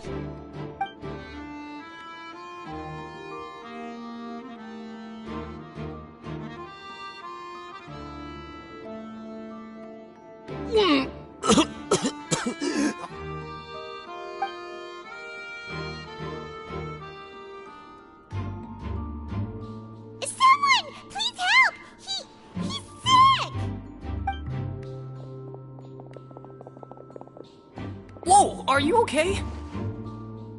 Oh my! What's wrong, little one? There's no need to panic. Take a deep breath before you begin. The traveler started complaining of a stomachache, and then nausea, and then collapsed onto the ground. Paimon doesn't know what to do. Freezing limbs, twitching fingers, and pale complexion.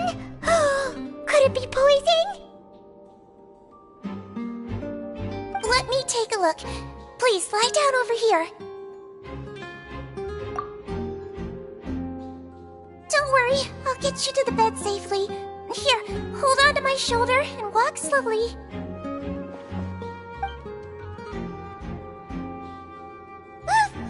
You can do it, traveler.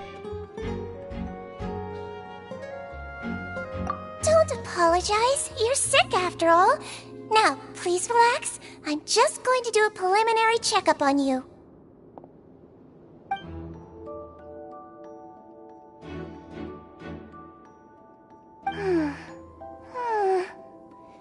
I see now.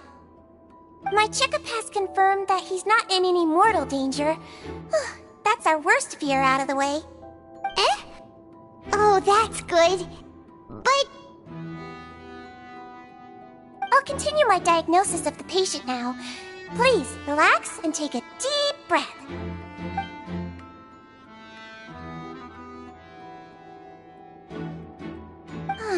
Don't sense serious damage to your organs either. Does it hurt when I press here? And here? Huh? But based on my initial checkup, there shouldn't be a problem here.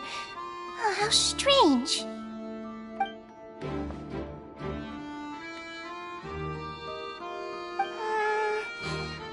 What about here? Does this hurt?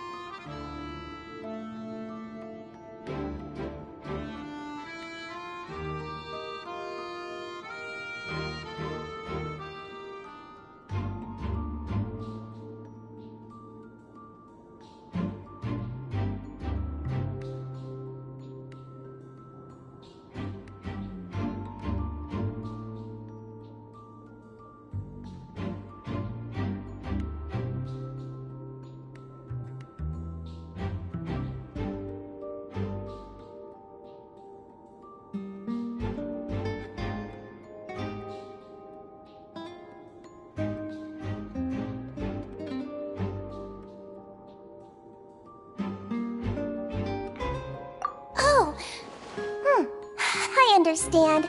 So that's what it is. I think you just ate something that disagreed with you. That's all. Nothing too serious. Outside of a pretty bad stomachache when it decides to act up. So that's what it is. Thank goodness it's not anything more serious. And there have been other inmates complaining about the food recently.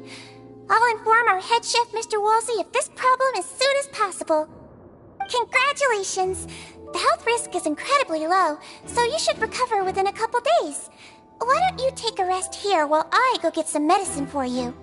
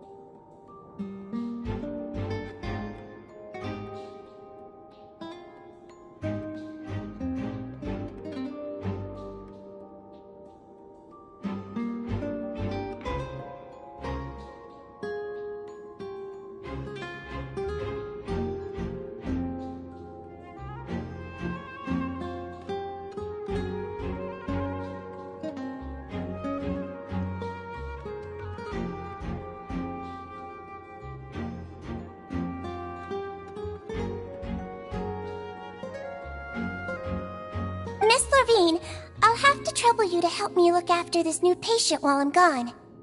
Very well. And she hopped away just like that.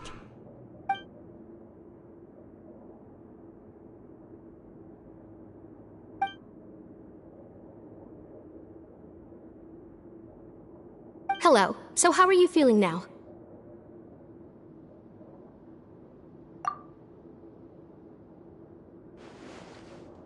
His stomach ache's really bad. He was stumbling about the whole way here, so Paimon's really worried. If Miss Sijuin says it's not a serious problem, then there's no need to worry. She's the best medic we've got down here. But it also looks like she's the only medic you've got down here. Well, that's true. What do you mean, that's true? That's really misrepresenting the situation. Of course I can't speak for the whole fortress, but it's not like everyone imprisoned here is useless, you know? Though they may have committed crimes and gotten locked up here as a result, they still know a thing or two about medicine, and they help Miss Sijuin take care of the sick and injured. Yeah, you're right. But did you have to lecture me about it in front of another patient? Aren't you a patient too? Where did all your energy come from? That's correct. Sorry, I got a bit ahead of myself. Are you two also sick? We've been sick a while. I come back every once in a while for checkups, and to pick up the medicines Miss Sijuin prescribes for us. That's just the nature of chronic illnesses. As for her... you could say she fancies herself as Miss Sijuin's capable helper because she learned a bit of medical knowledge ages ago. Please watch your mouth, Mr. Jurrier. Don't forget that you are the primary reason I have frequent heart palpitations. Hey, don't start arguing now! Please, keep it civil at least!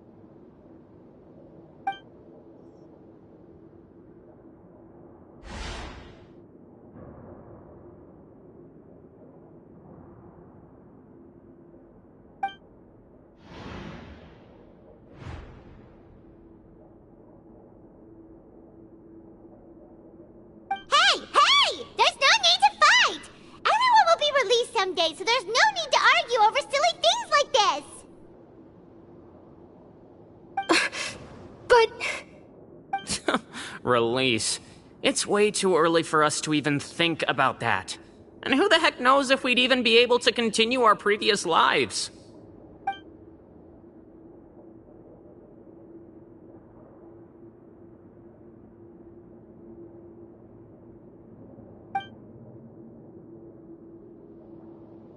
Please allow me to end this boring and useless conversation. Oh, and Mr. Jurier, I don't want to see your face here again anytime soon. And same to you, Miss Lorvine. Anyway, that was more than enough rest for me, so I'm going to get out of this excessively noisy place. See you later, everyone. He just slowly walked off like that? That's just what he's like. I'm sorry you had to see all of that. I'm Lorvine, and that's... Well, his name is Jurier, but I hope you'll never have cause to remember his name. You really can't stand him, huh? I mean, can you blame me? Look, who would like someone who's as arrogant and obsessed with weird research topics as he is? But there's no need to keep dwelling on him. I'll accompany you two for a while. Miss Zishwin should be back soon, and I'm sure you'll feel better as soon as you've had some of her medicine. No, it's nothing. I'm back! Did you rest like you promised? Thank you for getting our medicine, Miss Zishwin. Did you all cooperate with your bed rest? I trust that nobody got up to walk around. Good. Here, this should be 2 days' worth of medicine for you. Take 1 pill now, and then continue your bed rest.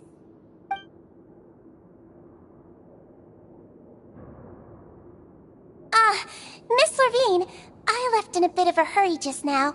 Do you still remember if we discussed the color of the pill that you should be taking today? I remember. You said it should be yellow.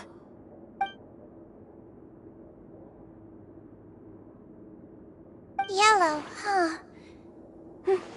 I understand. These are yours. Please, make sure to go to bed early after taking them tonight. You'll benefit from a good night's sleep. All right, then I'll also be on my way now. I hope you feel better soon, too. See ya! I'm going to fill out your medical record now. You're widely known as the Traveler, right? I just want to double-check a few details, if that's all right with you. Those two made quite the commotion just now, so why don't we let the Traveler rest? Paimon can answer the questions instead. So his primary symptoms are abdominal pain with secondary symptoms of nausea. Is there anything else? That's it. All right then. Is there anything we should know besides to take the meds? No, his base constitution is quite good, so I'm sure he'll recover quite quickly after taking the medicine. Please make sure to stick to bland or less stimulating foods, and don't stay up too late at night. Got it. Paimon will hold the Traveler to that for sure.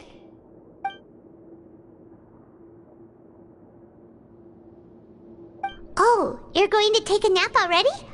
Okay then, you get some rest.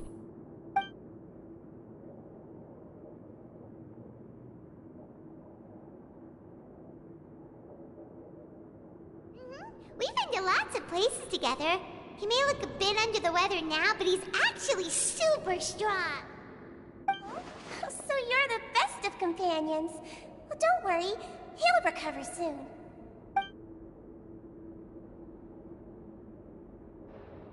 You're awake. How do you feel? You slept for a really long time, but we never left. Well, now you can go back without a worry in the world. Remember to take your meds regularly, and remember bland foods. Thank you, Miss Zishwin.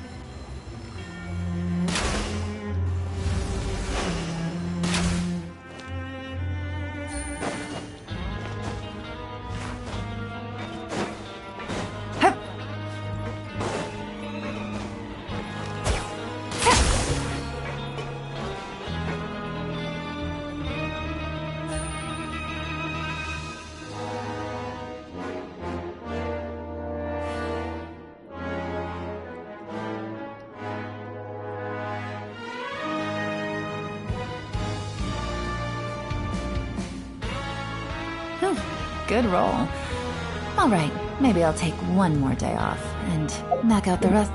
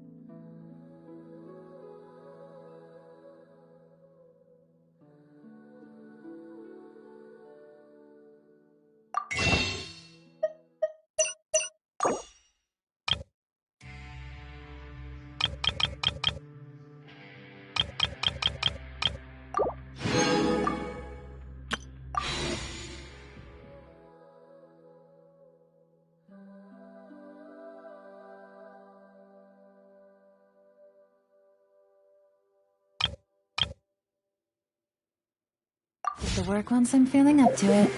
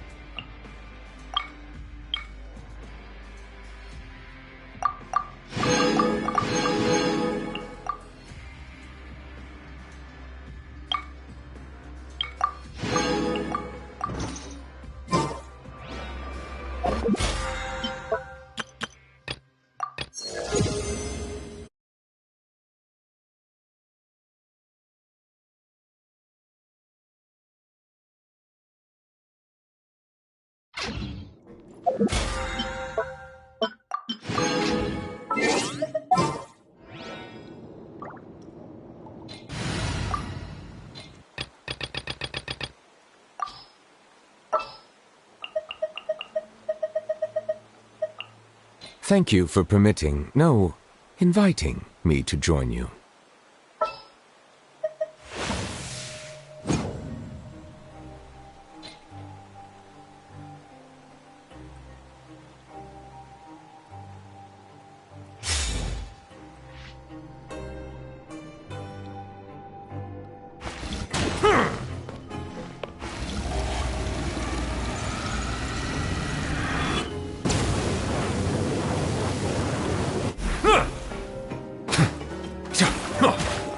Bow your head.